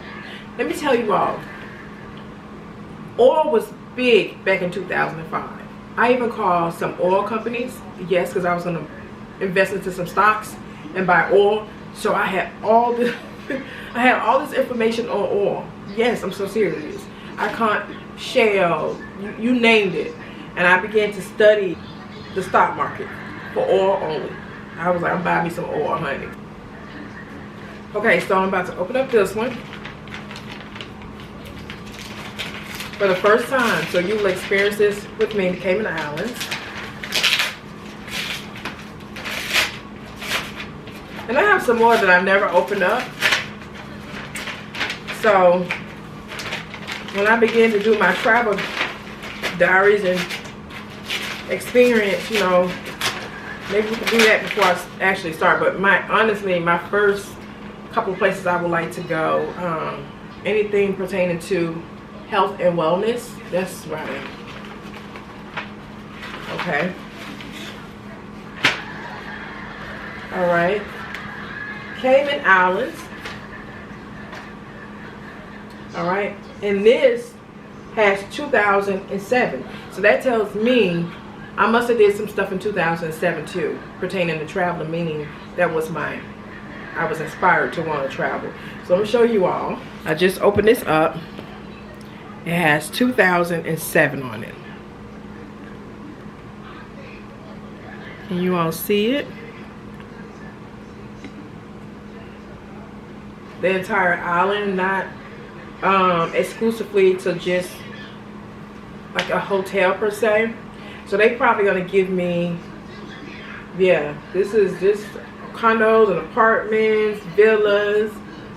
They're telling you things you can do. Now this is actually really good. I don't know the name of the company, so I don't see. Back then I was just on Google, just Googling, and I was just looking up just different places. So they have the, yeah, this is a quick guide. Cayman Islands. And again, as I share, if you want to do something, go out there and start pursuing it. You know what I mean? Go look it up with respect and boundaries. You know, don't, like I used Tyler Perry Studios earlier. I mean, I don't know what the process is, but I've never been over there. But I would ask first, I mean, can you go, because you know you can't just go on the property. But just even the surrounding areas, I would find out before I just go. And the only reason why I'm bringing up Tyler Perry Studios is because I'm in Atlanta. I'm in the area, not in that area. I'm probably, on a good day, 15 minutes, 20 minutes tops. On a good day. And then, of course, I'm filming. On the elementary level. I'm the YouTube director for my channel. So it's just like, if you want to do that, I would first go by there, you know, take a picture in front of it, you know, put on your vision board. I would, if you're pursuing acting, get an acting coach. If you didn't go to college, you definitely want to get an acting coach. I would invest before I go out there and get sew-in, braids, pedicures, manicures. I would go get an acting coach if I was pursuing acting. And I think, if I'm not mistaken, Tasha Smith has a acting school in Atlanta, I believe. I'll go find out. Take up some acting coach, some classes. I would purchase a book, 1, 2, 3, 4, a little collection. You know, you become a part of that. You know what I mean? You just don't pursue a role. It's bigger than pursuing a role. And I think a lot of times when people want to do stuff, they just look at that one thing. They don't look at everything else. Because that's what I would do if I was pursuing acting. But I'm not pursuing acting. So of course I can easily, I can tell you what to do. You know what I mean? In terms of if that's what you're interested in. And then I would again watch everything Tyler Perry has ever made. I'm not binge it because you want to study it. But I would gracefully begin to watch his shows. From the seniors to my shows, not the age. From the House of Pain, the Browns, anything in that era. And actually that's still running because I love them shows. And then I would go to his movies and watch those and take notes, you know. Then I would stay away from what other people say about how to learn. I will learn for myself if you're not in a school type of setting, unless it's something productive. You get what I mean? Because remember, this is your desire. Your experience could be different from somebody else's. So that's what I would do if I was going to pursue acting, of course. Next, this is Italy. I have the slightest idea. Oh, Hotel Splendido Hotel Portofino. This was mailed to me December the 13th, 2005. 19 years ago. Yes. Whose celebrity inspired this? It had to be somebody. That's what I'm saying. Because back then they had The Fabulous Life of, they had MTV Cribs, they had different things. They had and the reality shows were different than what they are kind of like now. Like my first reality show that I watched was Jessica Simpson and Nick and Jessica. They were the first ones to me with a reality show that I watched. And they lived in Calabasas, let's not forget. She was the one to carry Jessica Simpson was a trendsetter. Nobody can say she was not a trendsetter. She was a trendsetter on the highest. Okay, her mom produced her. Her dad was a pastor, and then her sister is married to Evan Ross, Diana Ross' son. But I was a Jessica Simpson supporter. I watched her show. I watched that reality show. She was the one who had the Louis Vuitton, the multicolor with all the colors in it. She was the first one on TV to carry that bag. Then it started happening. She was a trendsetter. She was the first one with the shawl, the different color. Because I watched it. She was in the tabloids, for all good though, productivity. She ended up starting that. It was like a Bath and, not Bath and Body Works, but it was like on that tip, like with the strawberries, the grape, the cupcake, all that, with the little lipstick and all that kind of stuff, the little lotions. The girl, she is like the Mari sister. They know how to brand themselves. She know how to, she is a brandologist. She know how to make money and give a product. Then she just soared from that. But Jessica Simpson was the first one to introduce Calabasas on that level, you know, to the world, and have that beautiful house out there, that LA home. Yeah, I was watching her show. It was back in 2005, 2004. It was started around 2000 and something. I have to look it up. But yeah, Jessica Simpson. But I don't know who introduced me to Hotel Splendido Portofino. Somebody did. This was mailed. Let me show y'all. This was mailed 2005. The date's right here, 2005. And let me cover my address, although I don't stay there anymore. It's my name.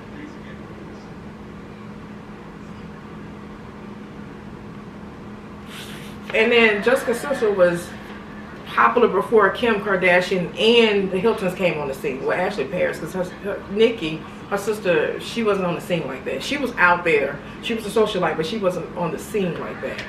But yeah, it was Jessica Simpson who started that era of reality and really living like a star. And she was married. Yeah, it was Jessica Simpson. I was one of the ones who was watching. Okay, so this is another one I had on my vision board because I cut it right here. Now, I don't know what happened to that vision board. Probably need to get rid of it. Yeah. So this is what Portofino, I'm going to show you all some of this. This is what it looks like. I found another gem, something comparable to this. And I think it's just beautiful. It will give this area a run for its money. And this is what it looks like in the back.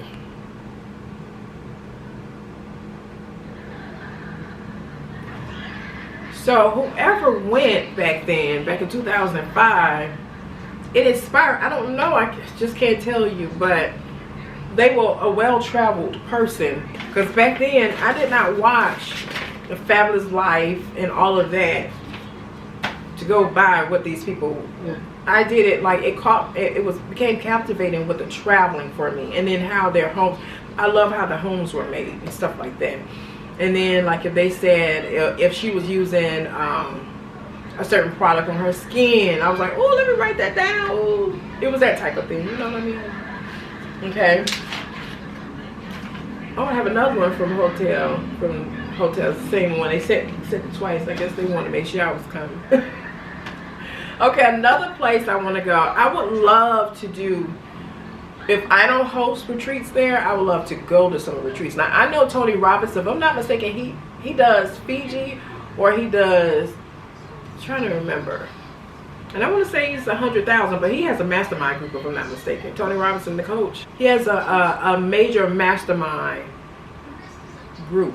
And I think it starts at 100,000 or more, if I'm not mistaken. You know, we're talking about big players when they go to those health and wellness and big financial literacy meetings, you know, conferences. That's on a whole nother level. But I contacted Tahiti. This was 2006, 2007, and they sent a book. And let me show you all, I used to be in the computer lab. And I used to be printing this stuff out in the computer lab, because you know, when you're in college students, you know what I'm talking about. They only give you so much a semester. Okay, so let me explain something about me. Everywhere I've ever gone, if I worked, I've always been blessed and highly favored to connect with the staff. So let me give you an example. I probably shouldn't say this, but when I was at Spelman, I used to be printing. They said, you know what, you in here all the time, we got you, Makeba. And I used to be in there printing. And I said, this is my little portfolio, I'm gonna travel. If you go back and interview some of these people, they probably tell you how she's been there printing stuff out. This was back in 2006 and 2007. Now, this was mailed to me, but I'm talking about I was printing back then. This got 2005. Okay, like when I was at Clark, because Spelman, they have their own library, but I still was at the library. But by the time I got to Clark in my graduate program, no, I'm sorry. When I was at Spelman, undergrad, I ended up getting a suite. And that's unheard of. You don't get a suite when you are undergrad. They save those for graduate. And my suite was like a couple doors down from Spike Lee. Honey, I remember security, because you don't know who was, because they gave me a key and everything, and they went on and waived the first semester for me, because they gave me a suite. They was like, look, I used to get, when I was in the library, I used to get food. Security would let me stay downstairs, because they had like a basement for the graduate. They would let me in. Staff would let me print, because they saw my work ethics and they saw I was working. They didn't just do it just to do it. Because honestly, I would always be playing my classical and doing work on the computer with my little headphones on, or I just be working. It's called favor, when you know you're doing right. So wherever I went, I always just had that favor. I always had that favor. So I would be in there just praying. So I would, like when I'm done with my work, I'm like, okay, let me treat myself. Just go and visualize these places. So I have Bora Bora on here, Intercontinental, Bora Bora, Tahiti, Bora Bora. Let me show y'all the dates, because I print out the hotels. This is Tahiti. This is just a brochure of Tahiti itself. It's Tahiti. Look at the date. 2006, 2007. Tahiti. Yes. Housing. If you can see the date. It's gonna have 2005 right up in there. See that? For all of this. I told myself, I said, okay, if I'm not married, I go to a business conference. That's when I found out a business conference be like big dollars, like 25K, 50K. But you know, they can pay for it. These are multimillionaires. They go, and it's not necessarily for like a health and wellness. It's for financial, like to build and mastermind. Because you know, when you join a mastermind group, you're supposed to bring stuff to the table. So it's like y'all get together and y'all work out deals and stuff. Yes, 2005, 2006, 2007. Then I contacted, because I love water. I'm a water sign. Bora Bora Lagoon. Let's see who this is. I don't even think I opened this up. I'm telling y'all, I don't think I opened this up. Oh, this is beautiful. Bora Bora Lagoon. This was sent to me January the 10th, 2006. Okay, it says, greetings from Bora Bora. Thank you for expressing an interest in the Bora Bora Lagoon Resort and Spa. That's so mean. Located on our own small island, Motu Tupu. I don't know if it sounds like that. I'm just being dramatic. It's surrounded by Bora Bora's spectacular crystal blue lagoon. Bora Bora Lagoon Resort and Spa is the ideal place in Bora Bora to relax and enjoy the stunning beauty of Polynesia. With superb views of Mount Atumo across the lagoon during the day and nature's most glorious sunsets each evening, you will find a more outstanding location.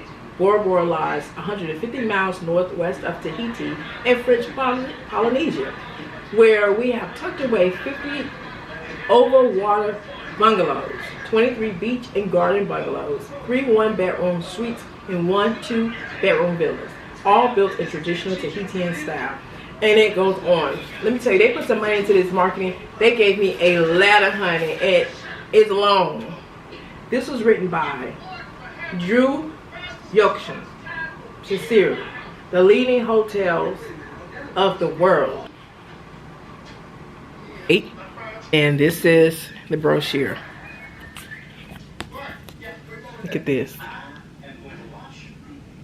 If she is going to get an award, I am going to struck her from Bora Bora. Oh, fact sheets, Polynesian jewel, an amazing location, luxurious guest rooms, incredible. This is what I'm saying. This was back, and I don't even think I opened this up. This was back in 2006, January 2006, 18 years ago. I was thinking big 18 years ago. I was thinking big 18 years ago. Okay, next. We're almost done. This one, I did open this one up. Because some of them I opened up because I was working on a vision board. And I wanted to be on my vision board. This is the Intercontinental in Tahiti. This was mailed October the 1st, 2006. No, I'm wrong. It was mailed January the 10th, 2006. January the 10th. Because I did everything from October 2025 to February 2006. It was something about that stretch. I was working on my vision, working on my vision, working on my vision. Then I began to implement my vision. So they sent brochures, of course, Intercontinental, a card, rates. Let me show you all.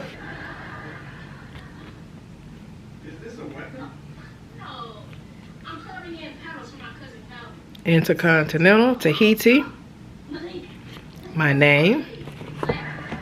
And they said this is what it's gonna look like.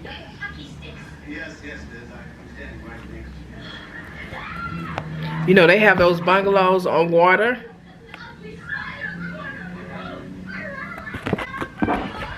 This is amazing. I am just shocked that I kept this stuff.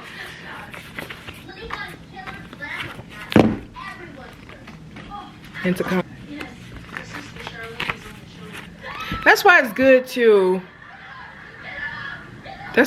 to collect things. Not a whole lot of stuff, you know what I mean? You don't want to just be collecting stuff just to be collecting stuff. You want to have, if you're going to collect stuff, let it have like an intention to it. Don't just collect just to be collecting. Because what if I did not have this? I probably would still be just to see it though. To actually see it and hold it in my hand and to know that I made the phone call. Okay, Turtle Island. Turtle Island is one of the places every woman and man want to go. Okay, and it's another one. It's two of them. But Turtle Island is definitely one. And they said this. This was mailed back 2005, November the 15th, 2005. Let me show y'all. Fiji. Look at this, Turtle Island. That's the date. And where's my name address? It's gonna be at the bottom now. Turtle Island and the date. It's amazing. It's really amazing. Bula Bula. That means hello in Fijian. Bula Bula. Enclosed you will find the award-winning Turtle Island brochure you requested through our website. Thank you so much for reconfirming your address. Once again, so I guess I wanted to send this twice because they say reconfirming. Once again, my name is Piper Fenton and I am a South Pacific travel specialist in affiliation with Turtle Island as well as Wilhelmina International Travel in Portland, Oregon. I am also one of the few official client managers for Turtle Island Resort. Beautiful, and they sent some more stuff. Oh, this is nice. Nice, nice, nice.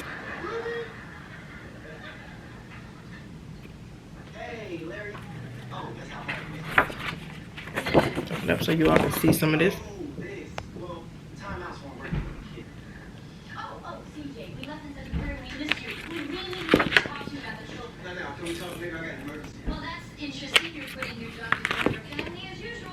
It's located in Fiji. Okay, next. Hotel Du Camp in Eden Rock. This is Antibes. Camp Antibes. Hotel Du Camp. Now, for some reason I want to say Madonna. Back then, okay, we're talking about 19 years ago. For some reason I want to say she went. I want to say Madonna inspired this. So let me show you all. Do you see this? Show my address and the date. Look, and they paid for when they paid for this. They just sent it to me. I called them. Now, of course, I had to pay for, you know, on my end, calling out of the state. Stamped on the back, Hotel Du Camp. Madonna was the person who was the inspiration behind this one. It's just beautiful. Oh, it's just so beautiful. And I cut, because I put some of the pictures on my vision board. So let me show you all what it looks like. Let me bring it up so you all can see. Looking at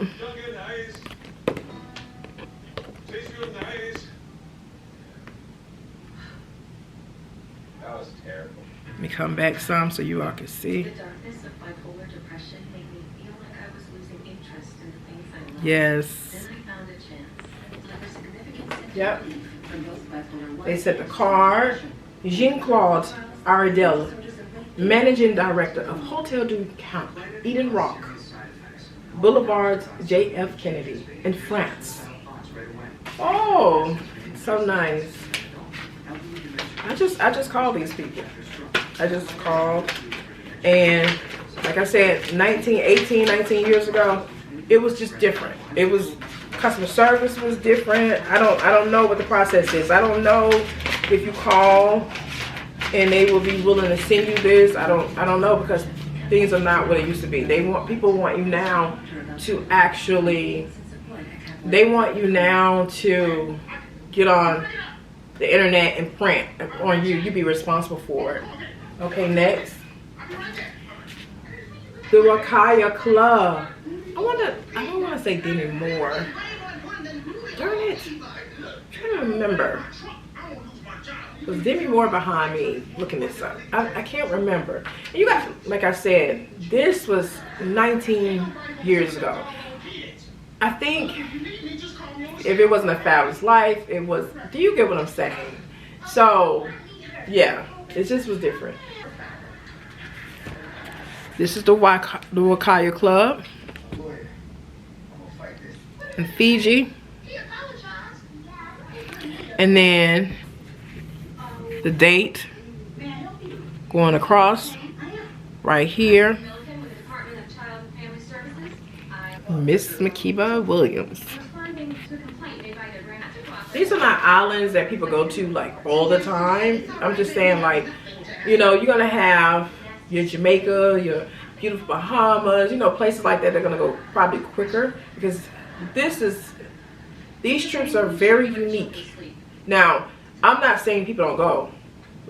They go. What I'm saying is, this is something that you should really plan. You really plan, right? And it could be on the pricey.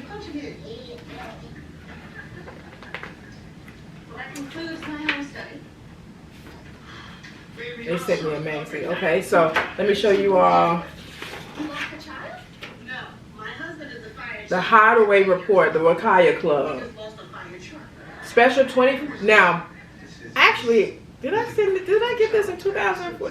Okay, so this was printed in 2004, the Hideaway Report. Special 25th anniversary issue, our favorite destination, hideaways and city hotels. So they put a little article in here that was very nice.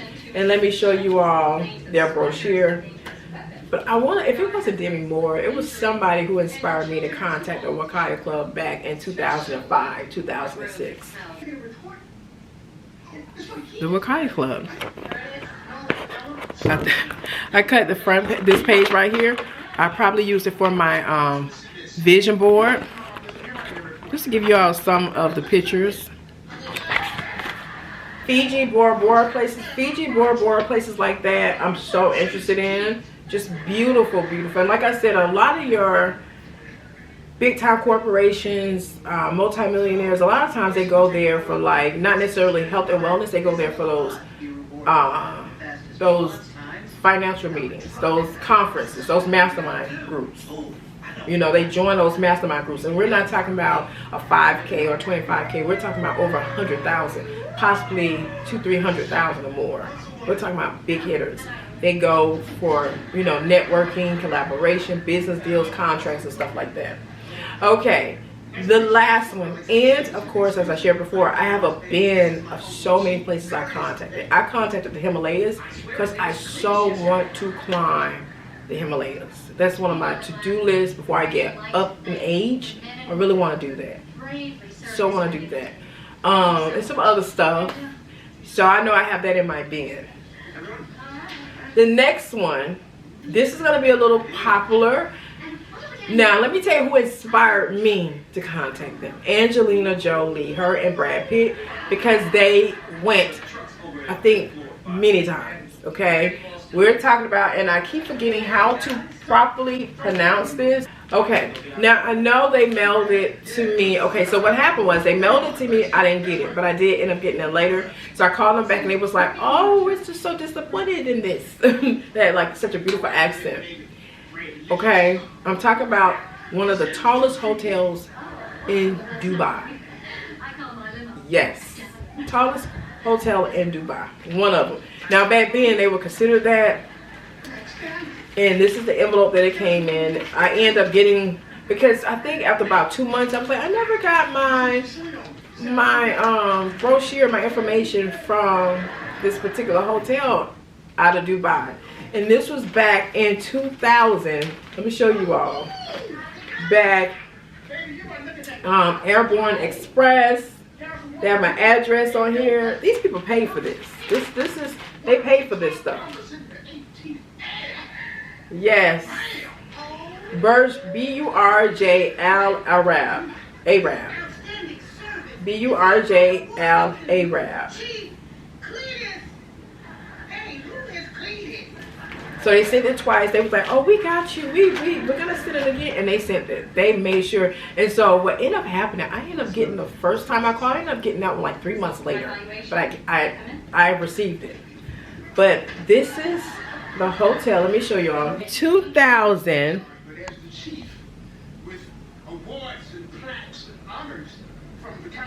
Back in 2005. Angelina Jolie was the inspiration behind this, okay? I contacted, this was back in 2005. We were talking about 19 years ago. I contacted this hotel in Dubai. Yes, this one, the famous one. So they actually, let me read the letter they sent me. Came in this envelope. I said the branding is superb. It's Dear Miss Williams, thank you very much for requesting information about the URJL Arab version. I forgot how you pronounce this. I don't even want to mess it up. The hotel, which has become an architectural landmark, opened its doors for business in December 1999. Its unique design, superb location, and facilities for conferences and incentives combined with the top-of-the-range leisure facilities have created worldwide interest. This hotel is located in Dubai shoreline and just 25 minutes from Dubai International Airport. Each of its suites overlooks the Arabian Sea and is superbly equipped with the latest technology, laptop computers, and internet access. Please find enclosed a brochure and some information about the URJL Arab for your personal use. Should you need any further information on the property, please do not hesitate to contact us. Her name is, or his name is, Aradhana Sheen, SINGH, sales secretary. Let me show y'all this letter. This is the letter, and then this is the brochure. First of all, let me show y'all the hotel. Everybody knows this hotel in Dubai. Yes, Angelina was the inspiration behind this. Yes, she was. Back in 2005. That's why you got to know who you following. You know, this is what it looks like on the inside, because it was an inspiration. You know what I mean? This is something you have to plan, because this is very, very exclusive. On the pricey side, it's just luxurious all over. Let's show you all a couple of the pictures in here. That's it. I have they sent the now the other one I have in my bin, and I have some other places. I didn't want to bring the bin over here. No, I said And I think they had put a card in here. This is just beautiful. This is just. And there's a girl, a YouTuber, Alexis. Her name is Alexis. She just purchased her a G-Wagon, a Mercedes G-Wagon, and moved to Dubai. She lives probably less than 2-3 minutes from this hotel, if I'm not mistaken. She's very close. Because when she goes to the beach, you can see the hotel. It's like very close. Such an inspiration. Now I can see me visiting Dubai, you know, staying just for a couple of weeks or whatever. But moving, I'm good. But I can see me actually. So I think they had the prices. Let me see. Or I might be wrong.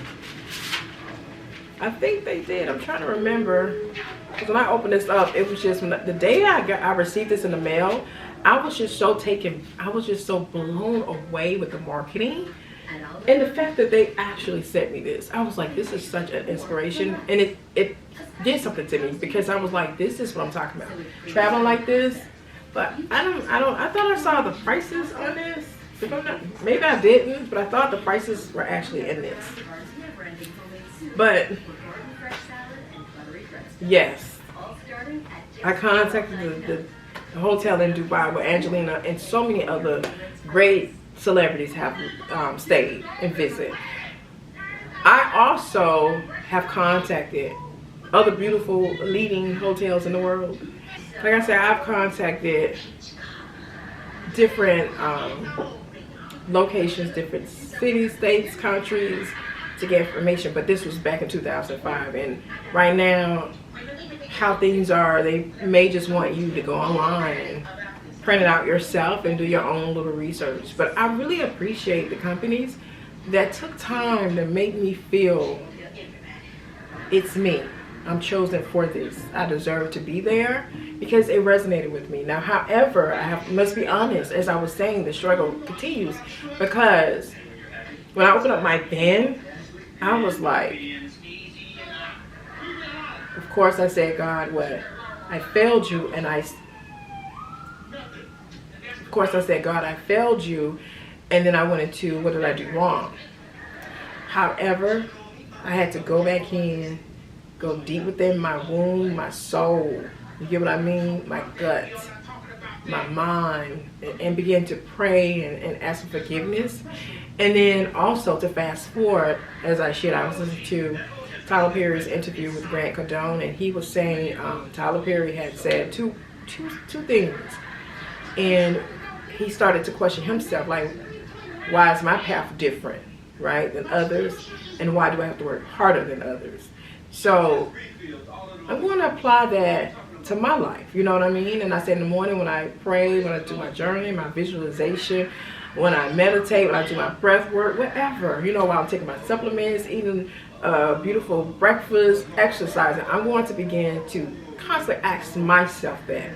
So as I move forward, as I continue throughout my next 25, because I'm in my new 25, my next 25, I can prepare, because honestly, I'm glad I have not experienced those places. I don't have a significant other claiming me.